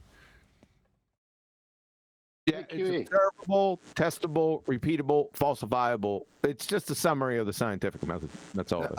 Observation you can use empirically to disprove something that you would otherwise waste a lot of time with an experiment to prove. For example, everything falls. You could take a helium balloon, and that observation would save you having to waste your time in a much more thorough empirical way to achieve the obvious that the observation shows you. So it helps you narrow down what empirical stuff is worth doing to me, observation. It can be helpful there, but it's not necessarily directly giving empiricism to something, but it certainly helps you rule it out to me. Like I said with a balloon, you could not waste your time. Yeah, you're going to have to define empiric. That's what it's going to boil down to. Yeah. Because, like I said, one more time, they think empirical is just observation. So they think those two words are synonymous. They're not. It's a composition fallacy. That's open inside another bracket, which is to say they think that it's empirical if it's observed, and then if you challenge them, they'll say, well, it's repeatably observed. And science, again, a composition fallacy, requires repeatability. Therefore, if I watch a phenomena occur and then go to a different location and see the same, in quotes, phenomena occur, that's a repeated experiment or something like that. I don't know what they'd use as the word that they'd say, but the repeatability aspect is the repeatability of the actualization of a hypothesis, a scientific prediction. So the repeatability of the experiment is how it's inside the scientific method, not just one little composition fallacy. I'll have the repeatability bit because I can repeat looking at this. Well, that in of itself is the description of the phenomena, isn't it? If you can repeatedly observe it, you've got a phenomena. If you've not got something you can repeatedly observe, it's not a phenomena, is it? If you just observe it once but never observe it again. Exactly. You know? Yeah, precisely. You know, step one, observe natural phenomena. So we have to do this when we take the fundies by their hand. Well, okay, we've got to actually do that bit now. Here's where your non-science repeatability of the observation comes in. Let's see it happening. Because a phenomenon is something occurring, and we want to see the thing occurring first. In other words, when you got your gravity, yeah, what are we watching again? What are we looking at? What are we seeing happening again? Yeah, that's where you come down to your empirically ruling it out by way of just letting go of some gas or releasing some gas. And then, bye-bye. No, it's not going down. It's expanding in all directions. The repeatable observation's real easy. All you got to do is look at something and close your eyes, and then all of a sudden, look again. Then it's repeatable. You missed a bit. You have to say science. I have to say what?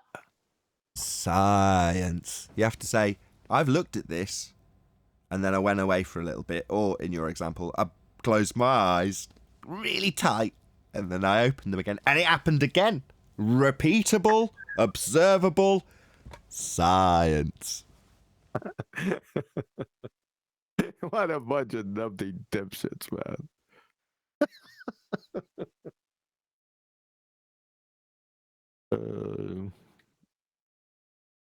So QE, why did you like the movie Space Cowboys? Say again? Why did you like the movie Space Cowboys? Because of the actors in it. I like those guys.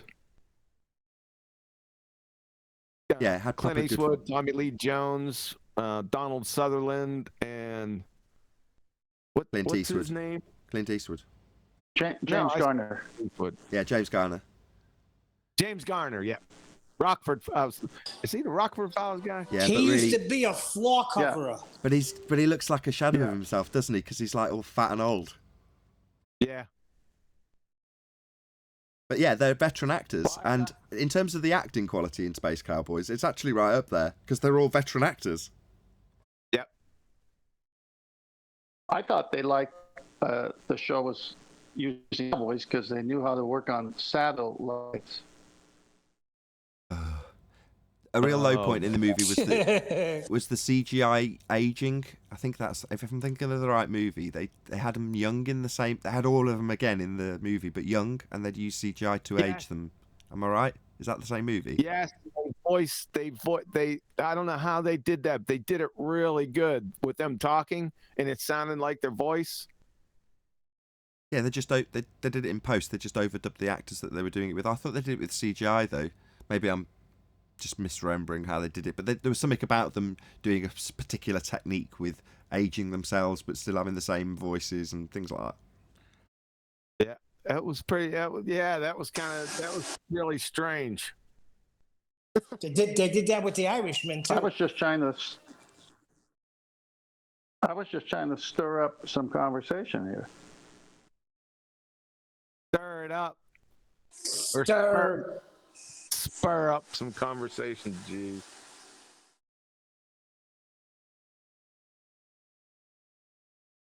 Rama Jamma Ding Dong in Discord. Come on, Discord. We need an anti-flat earther from Discord. Come on. I don't know about needing an anti-flat earther. We need it.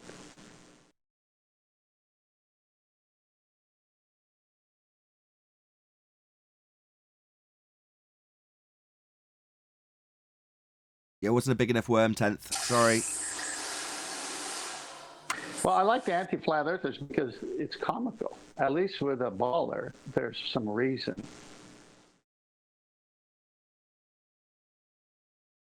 Comical because they're taking our side in a lot of the arguments. One reference frame, no drift. Yeah. Immediate contradiction the minute they start talking. Another QE tip, isn't it? Just let them open their mouths. Did you watch that video, Nathan? I sent you. Which one? The effect of Coriolis. The bloke on the boat. Bloke on the boat? I see you was working. I knew you weren't listening to me last night. So I sent you a video. You know, we had the analogy where we're on a travelator in an airport and that sign's coming towards us. I sent you a little video of a bloke on a party boat, just with all his mates. Oh, the guy jumping over. Yes, I have seen the clip. Yes, I know what you're talking about. Jumps up, grabs the boat, so he's grabs the bridge, so he's out of the moving reference frame of the boat. Static, completely static on the boat, but suddenly, for everyone on the boat, it looks like there's a bloke flying towards him at 10 mile an hour, wiping everybody out on the boat. Also, did you see Flatsoid's video? He took I think it was Discovery Channel, with a guy who used to host Fifth Gear, I think, showing just 4 people on a roundabout throwing a ball, and then showing a view of the ball travelling in a straight line from the position in the inertial reference frame, cameraed up, and then showing the people all on the roundabout seeing it curve towards the guy next to them when they throw it, seemingly straight. And he's detailing how it's an optical illusion, how it's U-turning underneath, how the ball's actually travelling straight. He's putting it in really clear language. Not only is it in really clear language, it's got Flatsoid cutting it and repeating it over and over again to make it absolutely certain that no one misunderstands what's being explained. It was great. Really good video, Flatsoid, if you're listening. And he's upped his game considerably so in terms of his videography, and is overdubbing everything about Flatsoid's presentation as quadrupled in quality in the last 2 months. So I don't know what you're doing, Flatsoid, but keep it up. Adam, did you want me to present something? I've just got his video on what you were saying. I'm just showing it to the room there. Sure, we won't get a strike with his stuff. Yeah, don't play the bit with the Discovery Channel just in case. I'll keep it paused and just flick through it. But it looks quality, doesn't it? It's just, he's gone to efforts, right? You can tell he's done a proper job. He's gone and got a video. Obviously, the next level would be for him to do this. You know, rig up the 2 cameras on a roundabout. And I don't think it'd be that difficult. But, you know, he's found something with nice polished production quality, risked getting a copyright strike, which he's hacked it up to a fair degree. And, you know, he's using it contextually for an educational point. So, shouldn't be an issue. Yeah, I like it. Oh, that's a lot of work. You think it's easy. It was like with what I was doing. It's the hours of sitting through the videos to get those little bits. Like I said, sitting through that old Mick West one, lots of people had taken clips of you savaging him. So there's loads of bits out there of, you know, come on, Mick, come on, man, you know, that sort of stuff. But actually that little summary bit, very lucky to start. I've kind of almost given up, you know what I mean? Think, I'm not going to get the perfect description. And it's that, it takes a long time to do. So respect Flatsoid, he's put it together. Right, it takes nice. huge... I do like the guys in the lab. Exactly. Gathering up a bit of video it takes a long time. And my hat is off to everybody because I know how hard it is and how time consuming it is to produce material. But there we go. So that's Flatzoid's video. Subscribe to Flatzoid if you're listening in and you don't know who he is and you haven't subscribed. You won't be disappointed at the moment, especially because the quality of his stuff's much higher than it was a couple of weeks ago. Literally, he's growing in quality and in subscribers, which is great. That's a great follow-on for John's next premium numpty clip, which we're waiting for as well. So, yeah, we got a preview. In a little synchronous with each other at the moment. It's quite cool. Indeed, we got a little preview before messing around with sound. Yeah, QE is kind of like a numpty brewery, isn't he? You just throw in the ingredients, the right clips, and then, yeah, you get this nice brew from Baller, so you at least get something entertaining out of it. Is QE like the yeast? Well, it's like rotten fruit, you know? Rotten fruit is pretty gross. Like, fruit flies get all over it. But rotten fruit can also be made into a nice liquor or a nice drink. And that's what QE is effectively doing with the numpty clips. That can be taken in so many ways. I thought that was a nice analogy. It wasn't bad. It's at least 99% proof. Science doesn't prove things. You missed it. You missed it. Liquor, proof. 99% proof. Proof, science, back on track.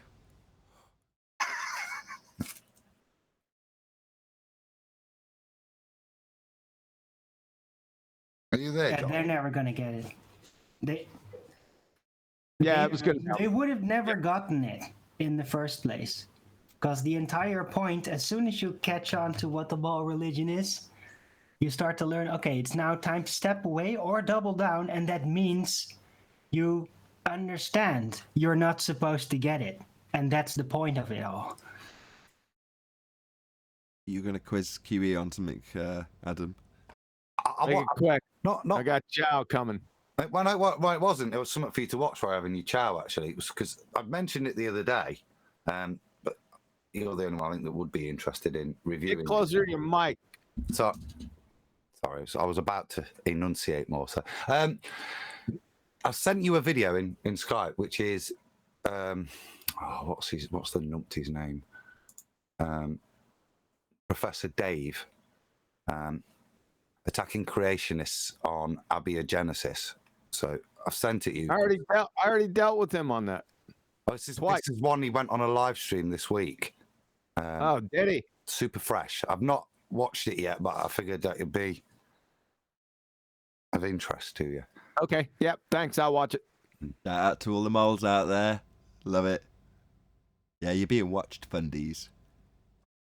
I mean, just to put that in, if you're not sure what abiogenesis is, this is a guy that's claiming basically you get life out of nothing. So he's now, it's the old primeval soup one, Nathan, isn't it? With his strike of lightning is what he's about. Did you hear Tommy's analogy on this? The old life from nothing bit, huh? Hold on. Did you hear Tommy's analogy on this? It was absolutely brilliant. What? He said it's like throwing all the cake ingredients in a bowl and just hoping that with enough time a cake will come. Yeah, no baking. You can't add any heat. You can't add any energy to it. Yeah, it's just got to magically happen. Can you add in yeast? Because that tends to react Yeast. even without heat. The yeast's life, so you can't add life into it, can you? Ah, that's a tough one. You'd have Fred to make the Hoyle, yeast first. right? Say again?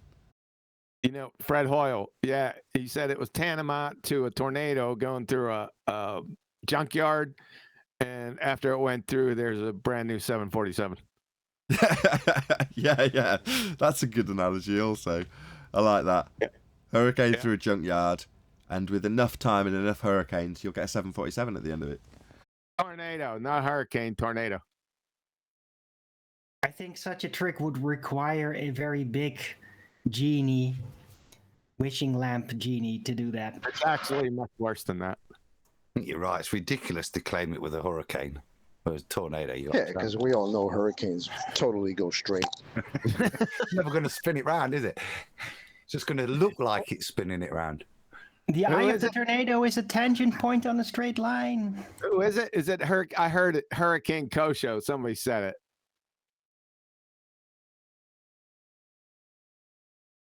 Yep. That was a few episodes ago. Yeah, I heard it. You heard my claim too? The eye of the tornado is the tangent point on the straight line. I'm not being facetious, but the Antikytherian mechanism, could you not argue that that just kind of manifested out of time alone and it just put itself together? I mean, with enough time.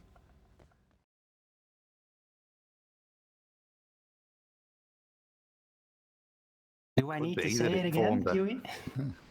Randomly formed bits of copper that landed together to give the effect of what looked like cogs, which would actually, when rebuilt, represent the celestial movements. Yeah. As good a chance as any form of abiogenesis. In fact, I would imagine that probability-wise, the chance of that is significantly better than any chance of abiogenesis. So there is no probability with abiogenesis. Oh, yeah. Well, it's certainly energetically impossible, isn't it?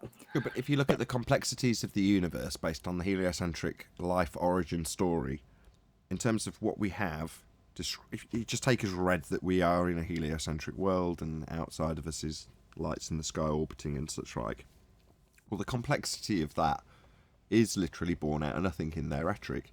So to say, by comparison, well, with enough time the Antikytherian mechanism will just emerge from the sea, isn't actually a stretch based on their far more complex world that they've got that has come out of nothing. Nope, wrong. You're mixing up functional sequence specified complexity with just mere ordered and random sequence complexity. Oh, okay. Maybe the Antikythera machine. Look, you said yeast, shut up. You just agreed with him, John. That's what Nathan's saying. That the Antikytherian, it's only got, just specified. There's not the levels of complexity that you would require for life. All you've got is little bits of copper. Yeah, that's exactly what I meant. We're not quite at functional sequence ordered specified complexity yet. We're just at the ordered complexity bit, and then from there, that's what I'm saying. Yeah, I didn't mean that at all, but Adam's point is brilliant, and I'm having it. I thought that's what you did mean. That's what I heard. But what if the Antikythera machine was originally just a bunch of awkwardly shaped shells that just happened to fall in the right place, and then, I don't know, sticks, they dropped down and got right through the center of it, and it all just kind of came together, and then when locked in, it just started to float to the top and somebody discovered it. You're just reading off the official rhetoric now, aren't you? Because that's precisely what they say is the origination of that particular device, isn't it, Arwin? Shells with precise gears. What? Arwin, shells with precise gearing. Ordered gearing. You know how shells have like these teeth? Some of them? Well, they could somehow turn into gears if you just stretch the imagination a little. No, just enough time. Monkeys mashing on the keyboard could eventually write a Shakespeare play. That's true also, if you're a heliocentrist. Well, thank goodness I'm not that type. Yeah, but that is the same analogy, isn't it, right? If you put enough monkeys in a room for a long enough time, eventually they'll come up with the complete works of Shakespeare. I don't like that analogy. Yeah. People want to believe shit like that can happen, but then come off as rational at the same time. It's kind of funny. However, could it be stated that if you put 100 monkeys in a locked room, that they might end up eventually out of themselves start to divide the space and how monkeys are basically doing things into an audience and a theater? Could that be stated? Yeah, I think they'd set up an ice cream parlor, they'd have a hot dog stand. Yeah, man, why not? Even if they did manage. Socially divided roles, right? Is That's theater right. not something that would arrive naturally out of boredom? I think that's exactly how I imagine it. You lock 100 monkeys in a room, you come back, and one of them's the mayor, and they've got themselves organised. They've got their shit together, man. Just to assume that they did do it, right? Assume that they did do it, and there is Romeo and Juliet, etc., etc. Who can read it? Who's the knower that makes any sense to? The monkeys have just put it together randomly. Who can read it? Who does that information make sense to, even Ian? if they did? Ian? Maybe Ian? No, they're still physical beings. They're gonna walk around. You could look at it and see, like, hey, they're doing something. They're playing something out, and I recognize this from somewhere. Where did I see this before? Oh wait, it's freaking Shakespeare, man. This looks just like Shakespeare. They're literally just mashing on the keyboard. Okay, so if you can Put enough mash monkeys in a together room.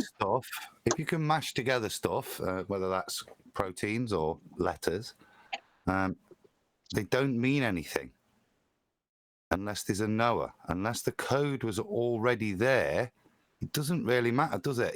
The monkeys can't put the words together unless Shakespeare's already been written for them to match it.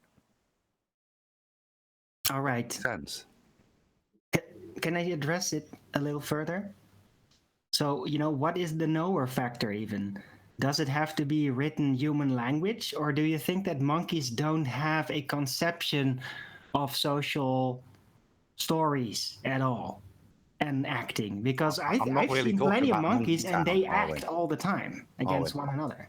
I'm not really talking about Monkey Town. I'm talking about the information that's contained in there. You can't have Shakespeare. The monkeys can't produce Shakespeare unless Shakespeare's already been written. You can't put proteins together, to form more complex proteins unless the pattern is already there.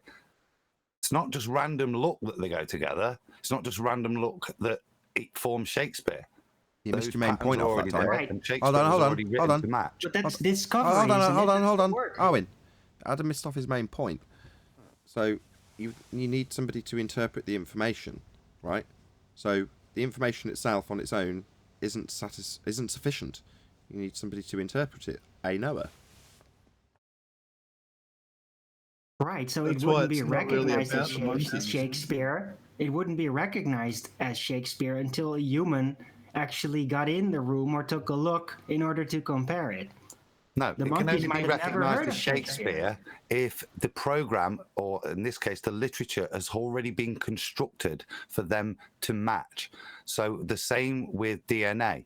The programming already has to be inherently there for their abiogenesis randomness to occur and form it. Yeah, but that the randomness of them coming together isn't the formation of the important thing. It's the information that was already encoded in everything for them to link together in that way. The monkeys don't do that, and proteins don't do that. That's already there and has been created in advance. As part of the design, right? Yeah. It is the crystalline formation of how things come into being and form. Yeah, I agree. So this comes back to the analogy of the tornado through a junkyard. So where does the development of that information come in the first place? Right? It doesn't just come out of non-existence. You don't just have a tornado go through a junkyard and suddenly you've got a 747. Well, could God do it? Yeah, a Noah, yes, most certainly. But could it come out of nothing? No.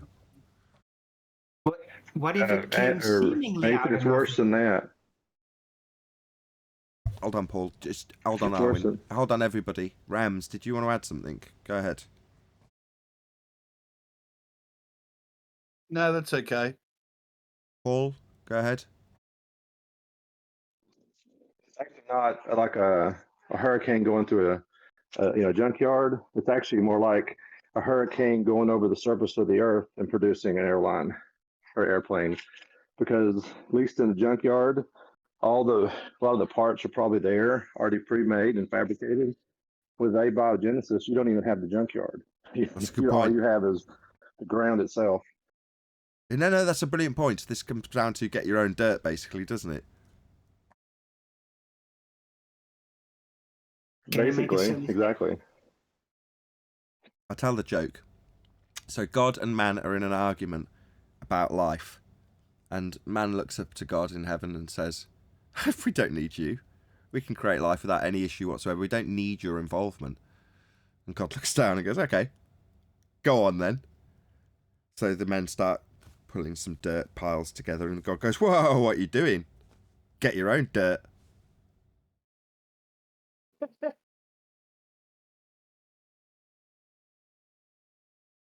Right. It's all pre-designed. Everything, the way it arranges, the crystalline pattern of it all, of all matter, all energy, however we conceive of it, it's all fractal pattern in a distinct way, which indicates it has been prearranged to be like that in the overarching design of its manifestation here in the 3D realm. That Design is so Erwin, inevitable, it's is unbelievable. hold on a second. Only problem with fractals though is the DNA may have a fractal I can't even say the word fractal pattern to it, but the information is not fractal. So you can't use even fractal patterns, because the fractal is just showing some kind of even though it seems random, there's still a pattern there. But a pattern is not information. Random. I'm not talking about random. I'm talking about the structure of how things interconnect with one another and on the different scales and the different levels, right? I'm not talking about specific knowers of specific pieces of information. It's not about the separate element within the whole. The fractal part is about how it all interlocks like a crystal. Everything does. It's all part of the same original blueprint design for things to manifest as they do. The thing about DNA is that a yellow flower has a DNA for a yellow flower. A blue flower has the DNA for a blue flower. Purple, so on and so on. Now, it can be damaged, or some outside source can come and change the genetics, but the programming is already there. So a yellow flower can never become a hippopotamus. A hippopotamus can never become a bird because it doesn't have the information of a bird's DNA. We Please could be a close your mic. trans bird. Please, hold on. 10th, your mic is so buzzy. I think the new one you changed to is worse than the old one. If I'm honest, it's more buzzy.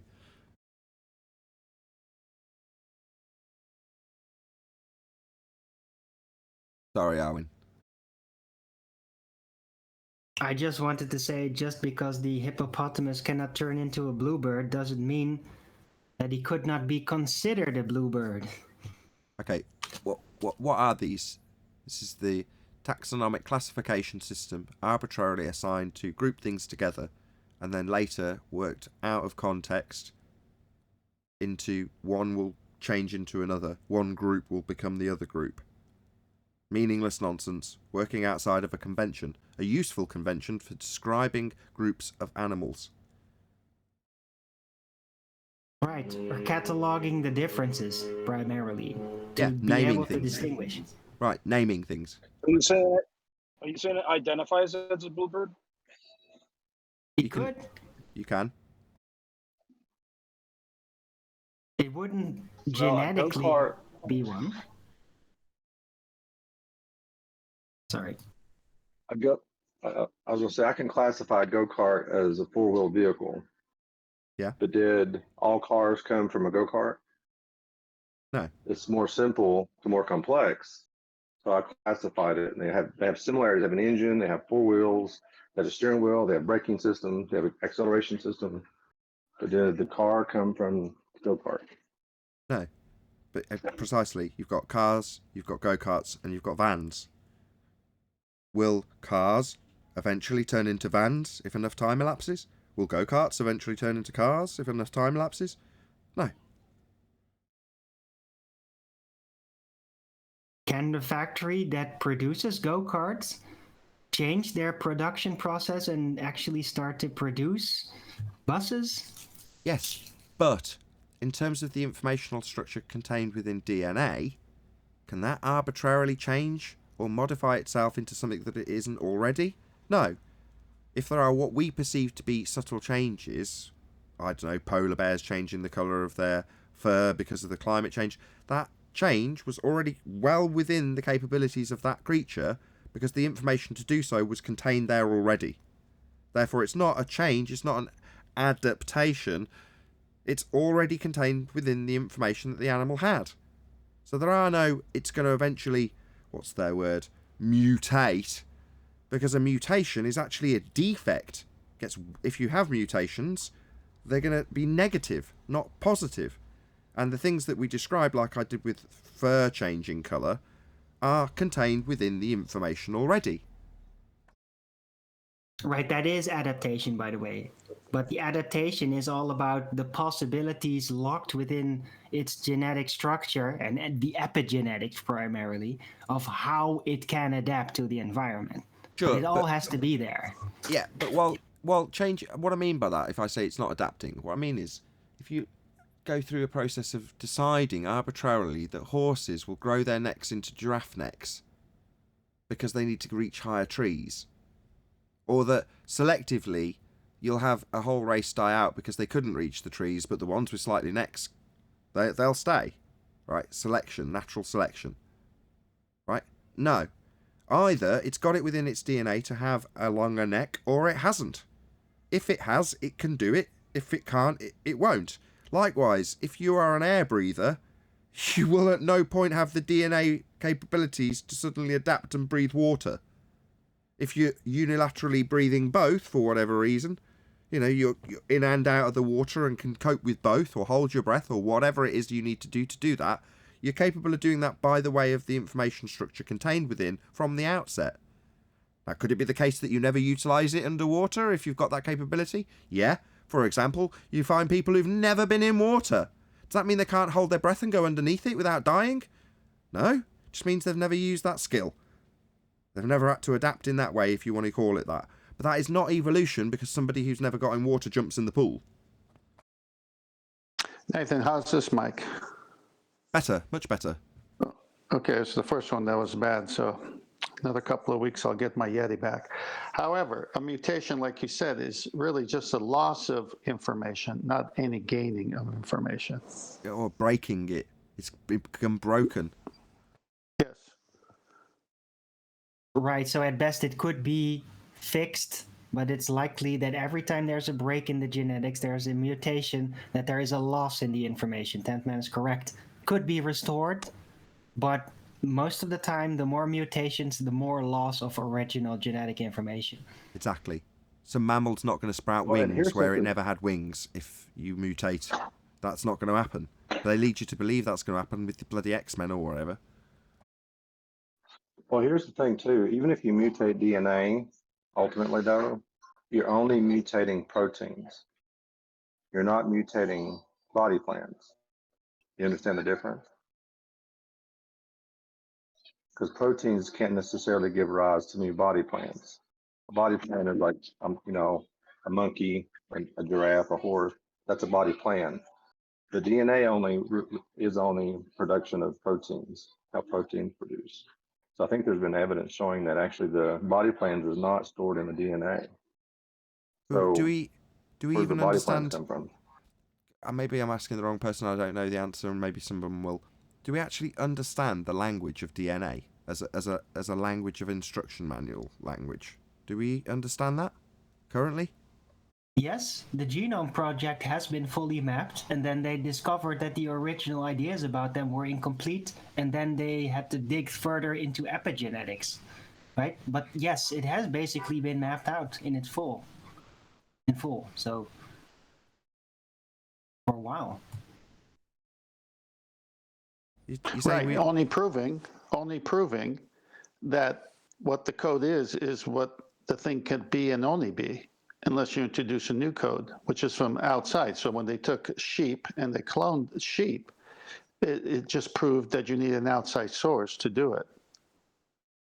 I'd probably agree with John there. I think we know a lot with regards to protein expression, how cells work, how certain strands of the DNA can be manipulated and change things, how it all works together to build body parts, as John nicely puts it. No, I don't think that knowledge is there at all. I think that's part of the mystery of what's going off, part of why we have so much junk supposedly, and how it all interworks. Now, I don't think that is fully understood at all. Okay, that's kind of what I was asking. In terms of being able to do crude things, you know, we can take a piece of DNA, like bacteria DNA, splice it, stick something else in so that bacteria expresses a different protein, and we change that. Yeah, lovely. We're good at that. We've got good understanding with it. But actually, I don't think, I'd say the latter, the fuller understanding of how that strand leads to, and all that information leads to the formation of complex organisms is there yet. That's kind of what I was. Yeah, that's what I was hinting at. Do we have a good understanding of the instructional process of DNA? Could we replicate the language and then use it as an instructional guide to actually have something happen and occur? Do we understand how it equates to being like a book of Lego instructions? Do we have that understanding where we could disseminate that to someone else?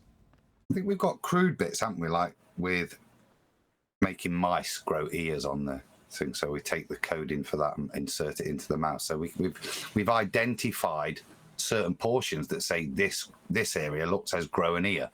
Yes. How that actually works, like I say, I don't think we've got the ability to go in there and say, right, if I tweak this, this, and this, it'll make it look just like Mr. Spock's ear, for example. Yeah, I don't think we've got that knowledge. I think that genetics are actually more like a very self-sufficient, pre-designed building crew for the body rather than the architect of it. That's what I think. That's why you can grow specific elements and all that out of the genetics, but to make a completely functioning creature, that requires an architect. We can't do that like that. We can Frankenstein things up to a certain degree, but not without problems, ever. I think this was Paul's point, or I can't remember whose point it was now, but in terms of replicating Shakespeare, I think it might have been Adams actually. Replicating Shakespeare requires you to have Shakespeare to replicate. So replicating DNA means that first you've got to have the magnificence and beauty that is DNA, and we certainly haven't created that now, have we? Well, that's a good analogy again, because fundamentally, you see, we forgot that somebody had to invent English first. Before we could just copy out Shakespeare, somebody's got to invent the whole of English language for Shakespeare to then just use in a certain way for us to then copy. And I think the English language would be that full understanding of the DNA, which we don't have. Can I change the subject a little bit? So, I don't know if I'm letting a cat out of a bag that shouldn't be let out of a bag, but it's just the way it goes. So, Sleepy Mario and I were discussing stuff, and I think I covered half of it in the live show, but the other half was Anthony talking about the begging the question, proof of nothing perspective hijacking Earth curve calculator, and expressing his concerns about how closely matched, how well engineered the side profile view, like we've got on screen now, calculations are when you actually match them up with photography. I was like, why are you shocked at this? It was like, well, just how well it works means that they will be asserting that they've got this as a proof of whatever they claim when whatever images get put in front of them, and they've got plenty of wiggle room. I'm like, again, this is nothing new. What's the problem? And he never actually told me, other than to say that he was concerned about it, what the actual issue was.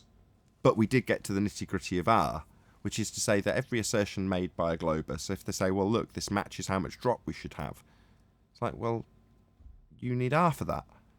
We've already debunked your necessity for a physical geometric sphere edge horizon to use in that maths as the tangent point. Yeah, the straight line from this guy's eye to the R-based position that you'd have as a horizon. That we've debunked. So you can't really concern yourself that people are going to be continuing to make claims using that begging the question, proof of nothing perspective hijacking Earth curve calculator based on its accuracy, when it's hijacked perspective, called it Earth curve, and is based on a value that's been debunked, and a notion of a horizon being physical also debunked. So I just thought it was interesting that in some ways Anthony's almost regressing. He's only been away from the show for about a month, surely, because of Neil.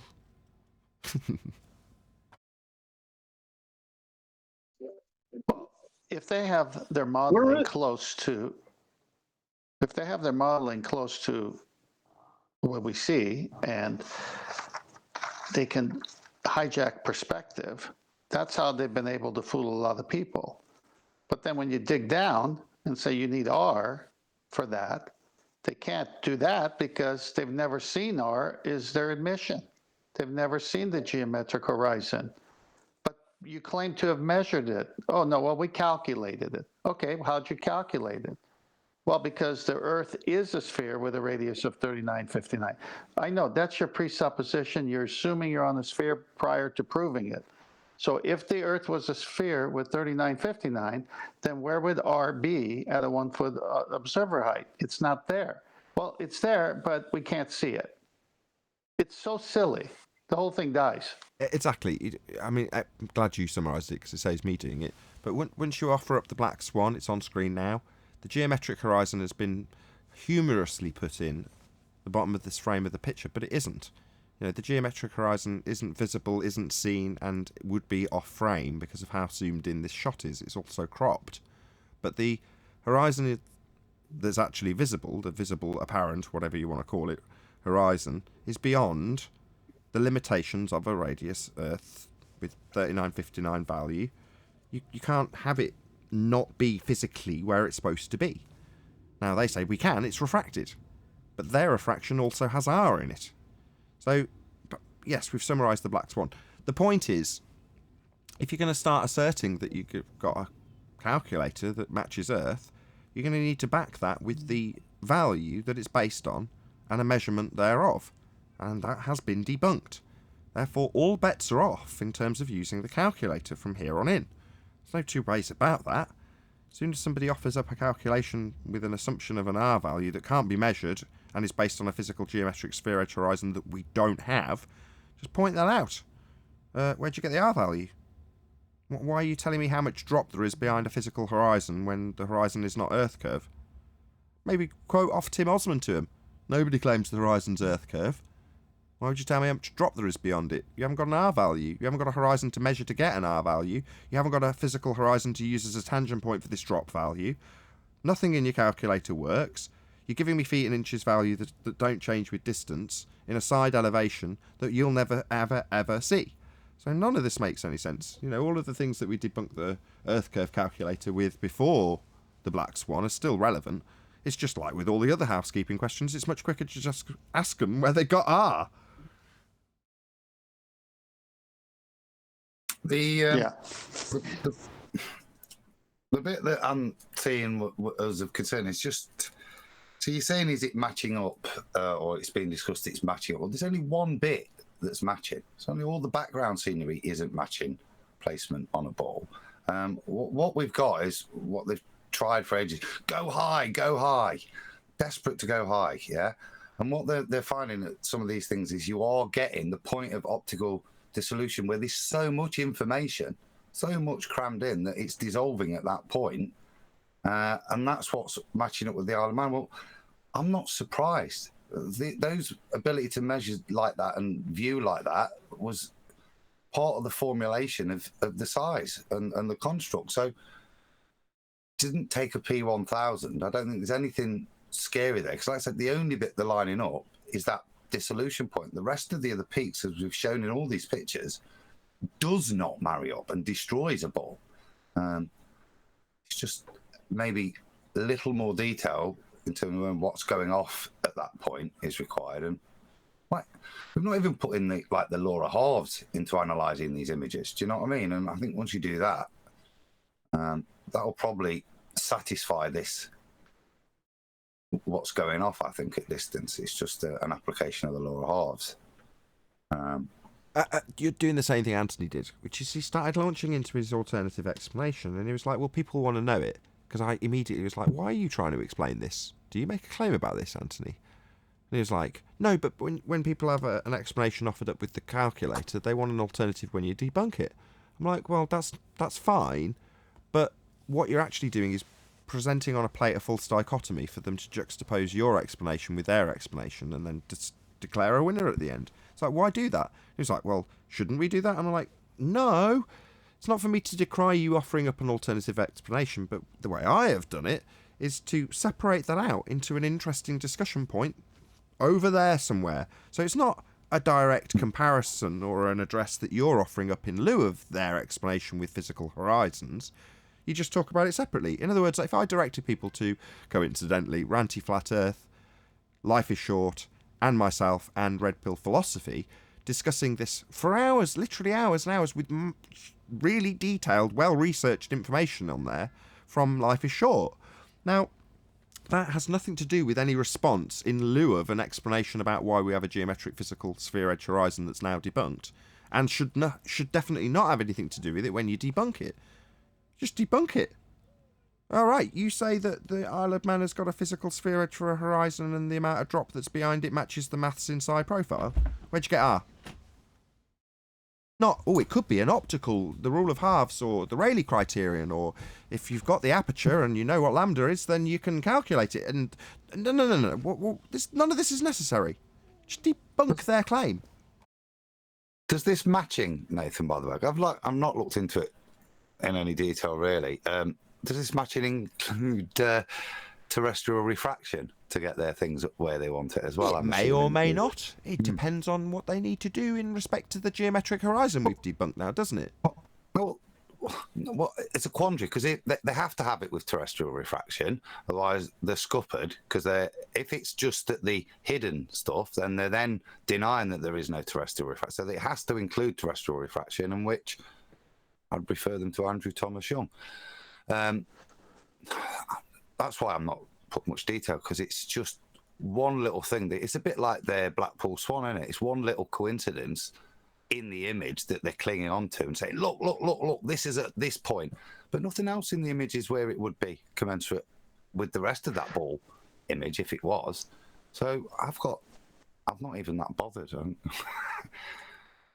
That destroys the point, but that's why I say when I come back to it. But then there is that point. What's going off there? But that is a curiosity point. It's got nothing to do with any way I need to debunk what they're claiming. Exactly. So it's a nice folly to look at, for the sake of argument, what is the horizon? That's an interesting question to ask. Let's look into it. Meanwhile, what is the horizon when somebody has got a notion that when you view the side of your own head, as depicted on screen now, this is you, the observer. Well, this is representative of you holding a camera and taking a picture. Well, no longer is the horizon, which is a single point in this view, a line running across your view. It's a single point with you looking 90 degrees to your position while you see the side of your own head, and the target in the same shot at the same time. Something physically incapable of replication. You cannot remove your eyeballs and take them scale 6,000 miles away from where you're standing. You can't do that. But that's how they represent it, to remove perspective. Hidden values, what for? Feet and inches? Well, this has got a 100-foot value, but it doesn't change if I'm right on top of it. If it's right here, if this line is what we're scaling, this whole visible line, let's say that's 300 foot. It's a lighthouse. Massive, right? Bring it right next to you, and suddenly it's like you've got to crane your neck to look up to it. But the feet and inches value they'll give you won't change. In this diagram, where you're seeing the side of your own head and the target at the same time, without perspective included.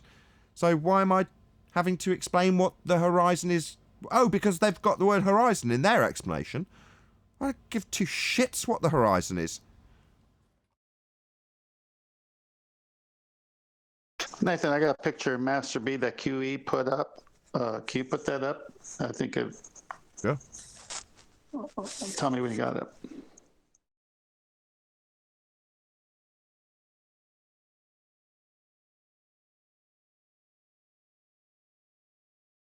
Okay, it's the refraction. Yeah. Ready when you are. Okay. These two photos are taken with the same camera and camera height 4 days apart. Not only are A and B both black swans, Baltards, pay close attention. Your physical sphere edge horizon that blocks buildings and boats has moved. Does your spinning monkey ball inflate and deflate? Kabooey. So you forgot about optics, Tim. Yes, that's my whole point. So if Al Baruni's story is the one they want to stick by, he could have came a few hours later or 4 days later, and made a different calculation. Obviously, it wasn't a measurement, and we would have a whole different radius for this Earth. So this is why R is so deadly to them. They can't even make any claims with orthographic view pictures without first validating the R physically, unchanging. It cannot change. 3959 cannot change in their model. And yet, here's a picture 4 days apart, and it's changed. Unless we live on a bouncy ball. Indeed. You can't have something that's claimed to be physical and capable of blocking things move its physical location. That is an impossibility. So, obviously, the horizon is not a physical geometric sphere edge as depicted on screen. But further to that, as I've just gone through exactly this, imagine you took this picture. This was taken by BLMSB69. He looked through his viewfinder and this is what he saw. So this is what we've got to go on, right? This is how we see things. So he's looking at 2 oil rigs and a horizon. That's his view. Is it in any way, shape or form reminiscent of this depiction? Do we see BLMSB's head and the oil rigs both at the same time? That's not rhetorical. No. No. Should we double check? Where's BLMSB's head? Surely we should be seeing the side of his own head, right? We should see him in this picture because we're going to run it through maths where we see his head. Obviously, right? No, we don't see the world in this way. It's only done this way to remove perspective. Which, funny enough, now they ask us if we remember and know about. Gotta laugh at the irony of that. It's not ironic. It's perfectly in line with the current explanations for how we find ourselves in discussion here. They're anti-flat earthers, right?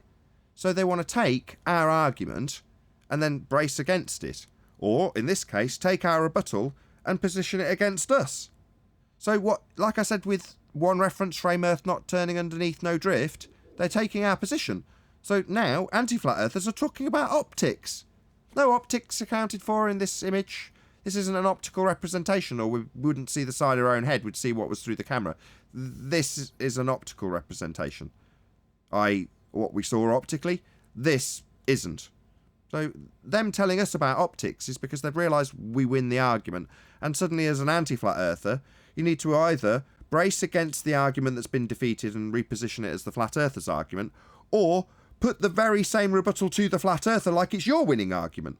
So they tell us, well, perspective.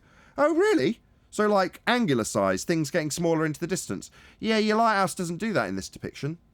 It stays the same feet and inches or meters value regardless of distance, so definitely not optics. Why are you telling us about optics? Is it because you've heard us say it for 4 straight years?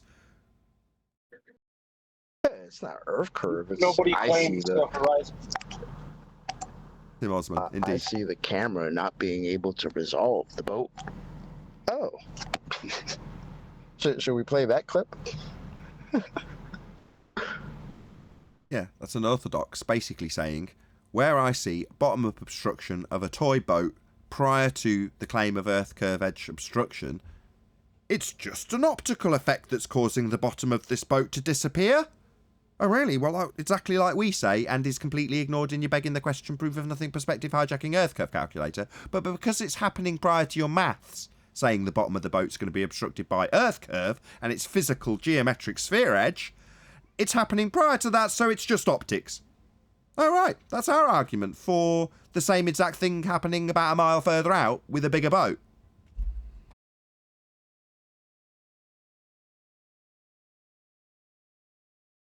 Again, I stress, no need. I have no requirement to explain why a bottom-up obstruction is occurring on a boat. I might be interested to find out why that claim to be phenomena is occurring. Might be an interesting folly I look into. But you say it's a geometric physical sphere edge horizon tangent point based on your maths that's getting in the way. And I can debunk that. So there's no need whatsoever for me to explain it. If you are interested in the subject of optics and perspective, go and watch our discussion with Ranty Flat Earth, Red Pill Philosophy, and Life is Short, where we discuss it at length. It's really interesting. Sod all to do with this horizon claim to be a physical sphere edge, blocking boats and buildings. We've debunked that with the Black Swan, as was eloquently detailed a few moments earlier by 10th Man. Black Swan. Did I hear an anti-flat earther pipe up from Discord just for like a brief second before Chocolate rumpused him? Was that my ears lying to me? Hello. Anybody from Discord that just piped up, did you want to admit to it? I said nobody. Claims the horizon as Earth curve, though. He was quoting Tim Osman. Oh. I thought I heard anti-flat earther in there somewhere. Yeah, Well, that's funny. It was a Tim Osman anti-flat Earth quote about nobody claims the horizon is Earth curve. That's what Tim Osman said to us after the Black Swan was put to him. So according to him, he'd been out of the arena for 6 or 8 months, and then, yeah, I've heard the Black Swan, I can debunk that easily. Oh, really, Tim? Let's put it to you then. So we did. And his response, 3 separate occasions, paraphrased in 3 different ways, was nobody claims the horizon is Earth curve. That's an anti-flat earther telling us, when we say the horizon's not Earth curve, to reposition that exact same statement into an attack on us. Why would you, flat earther, think that we claim, Globers, that the horizon is Earth curve? Nobody claims that, flat earther. I'm going to brace against your claim that here in this maths claim to be Earth curve maths, where it says horizon, that blocks stuff. Nobody claims that now you've debunked it. Yeah, welcome to anti-flat Earth, Tim Osman. With a picture Can't of get the best part of that, though. The He best had part fo- of that is he was posting pictures to prove his point, right? Of horizons labeled Earth curvature.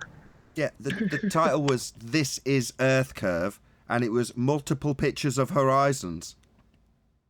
That last point, Nathan, is all Riley needs to respond with then. Is, well, if you're not claiming that the horizon is Earth curve, then who cares what that line is on in relation to the mountain? It's just the horizon. But what it isn't, as you state, is it's not Earth curve.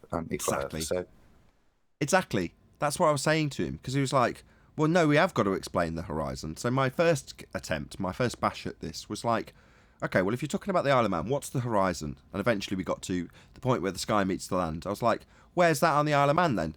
There's a brief pause while a cogs turn that he realises is at the top of the mountain.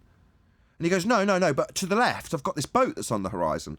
Okay, how do you know that's on the horizon? Well, because it's visually on the horizon. Well, how do you know the distance? Well, I've got GPS measurements. Okay, so based on GPS measurements for a boat that you're going to trust is in that position that's just on what you're going to call the limit of the hard horizon, he added, then if you extend that line, he called the hard horizon, along to the Isle of Man, then that position becomes the horizon that we're going to start justifying. I'm like, well, number one, that stops being the horizon then, doesn't it? It's just a point that seems to be the same as this arbitrary point where a boat is, and also a point at the bottom of the Isle of Man, but that is not the horizon, according to the definition of what a horizon is. Meanwhile, more importantly, it's not a geometric sphere edge, which is the only positive assertion to this point, until Anthony starts to want to launch into why it could be there, this black line. It's like, why are you explaining why this black line's there? Well, because people need an alternative. Do they? I don't think that when I buckle my trousers up after taking a big shit on the geometric horizon. I just laugh.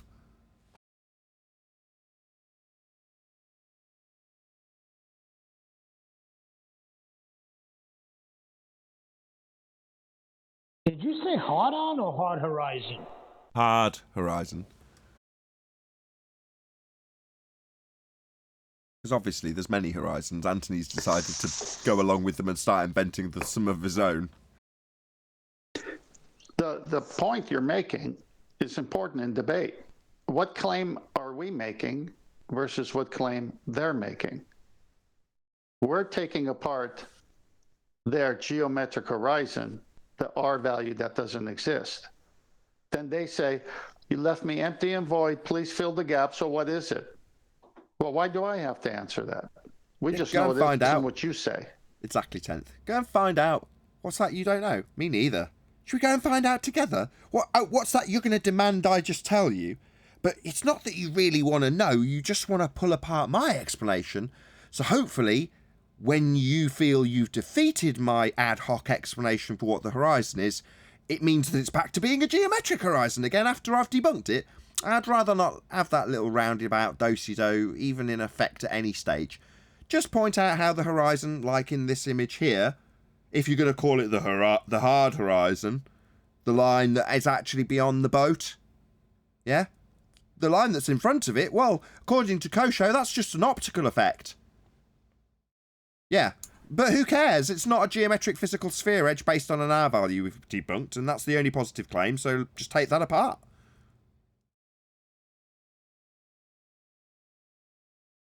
Yeah, I'm happy for the. Why are they not asking Andrew Thomas Young why he did all his refraction calculations on a plane? Why would he do that? And then have to take geometric considerations later? Because the train was late. Well, don't forget the most important refraction presentation. Yeah, don't forget the most important thing he said after that. He said all the refraction calculations were done over a flat plane. And then the very next thing out of his mouth, but we know the Earth isn't flat. And then he said, so we're going to do geometric considerations because we know it's a sphere, but it's missing an R value. Yeah, you could do the same. I always want to sing consideration because, like, you could do the same with triangulation. First in the. You could say, we know we have to and must triangulate on a flat plane to get 90 degrees to the GP of the star for all three stars on a very flat surface. But we like to take geometric considerations that wouldn't make the maths possible because we know it's not flat. I don't know. I think there's a block there somewhere, Nathan, because I play that for my son. He hears that and he's like, yeah, so? So what? Which bit? We do know it's a sphere. Yeah. That's zealotry. I think there's a mental block. I don't think they're hearing what they're saying. That's it. We can, we do, and we must take these refraction calculations on a flat level plane. It doesn't mean it really is one, but we don't have to work at the actually is level. Exactly. I've got a bad quote. Again, Andrew Thomas Young, in regards to horizontal rays. They do not cross any horizontal boundaries between denser and less dense air in a striated atmosphere. That's their guru telling us that 7/6R doesn't even work in optics. Yep, Exhibit 5A. I knew you were going to come up with it. Called the horizontal ray paradox, isn't it? That's their excuse to get out of it, to call it. It's a bit like what they tend to do, isn't it? So they title it the horizontal ray paradox. The paradox being that they want you to concentrate on the fact that rays don't actually exist. It's just a concept, so that you focus on that instead of the clear statement that Andrew Thomas Young makes in that, yeah. Any horizontal boundaries between denser and less dense air in a stratified atmosphere, yeah, it's not occurring. That does not happen, and that is the whole premise for 7/6R refraction. And he categorically states it doesn't happen, with the confusion of titling it the horizontal ray paradox. So you're distracted by that. But you can treat them as if though they are real. Yeah, but he's saying even in his disclaimer, when they say, right, that the atmosphere is getting thicker and thicker and thicker because you're looking over the edge of a sphere dropping away from you, therefore there's a change in the atmosphere, right? That's what they claim. And they say because of that, light starts refracting through it. It's been described to me by Rumpus as being lots of layers of glass. Think of it as an analogy of lots and lots and lots and lots and lots of layers of glass, all stacked up as they move around this curve. And every time it transitions each piece of glass, it takes a slight deviation, and that's what gives you your overall 7/6R terrestrial refraction in the maths that we've debunked, right? That's the explanation. And then you go to Andrew Thomas Young and he describes, under the guise of horizontal ray paradox, how that doesn't happen. It is that simple.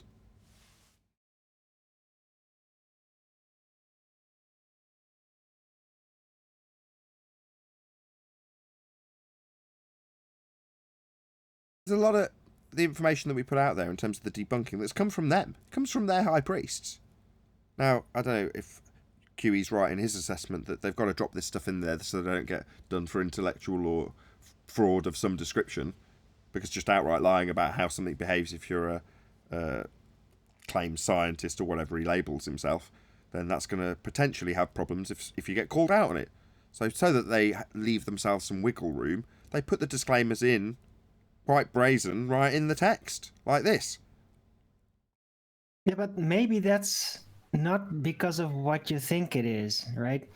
That may simply be just that's what it is, right? I think of heliocentrism as a giant puzzle in the mind, and they're just trying to work it out and be honest about it. Now, they realize that they're dealing with believers, so if they shove it in your face too much, that will distort the effect, right? But it's very wise for them to say they understand the complications and where it breaks, just to prevent people from coming after them for it, right?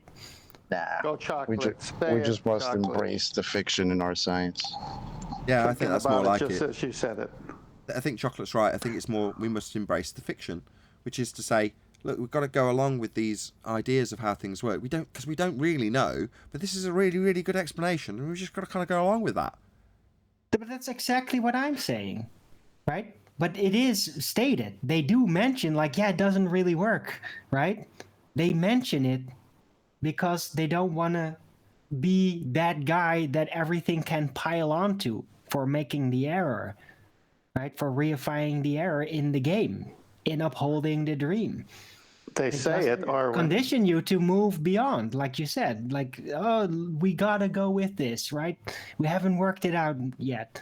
To encourage you to keep playing, keep in the dream. The statement, we must embrace the fiction in our science, is there because they love the ball. They love it so much, they're willing to take all of critical thinking and shove it out the window and embrace fiction and say, okay, this doesn't match my model, but I got to have my model. This doesn't match my model, but I got to have my model. On and on and on. So that's what that means. In front of evidence that's clear that we're not on a sphere with a radius of 3959, they would rather embrace fiction to keep their ball. I want my FED.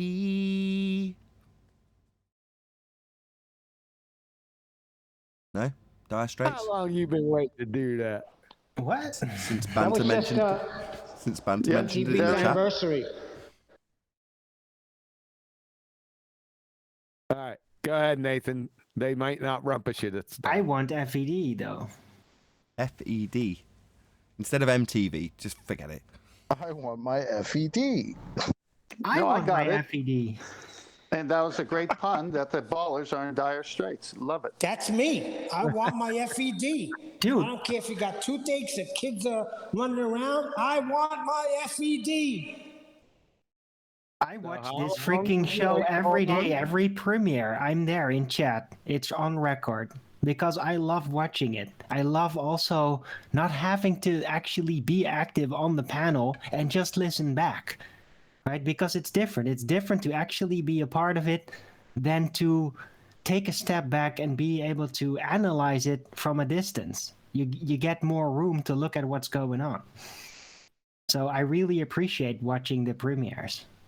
Oh, what a brilliant plug to round out on. Thank you very much indeed, Darwin. I really do appreciate you plugging the show. Just before I ask everybody who's been here, well, I'm not going to ask anything, actually. I'm just going to say a massive, huge, enormous thank you to all of you who did tune in on either Nathan Oakley 1980 or Nathan Oakley Premiering streams, and for hopefully smashing the super chat, liking, commenting, sharing, subscribing, and becoming a Nathan Oakley 1980 channel member.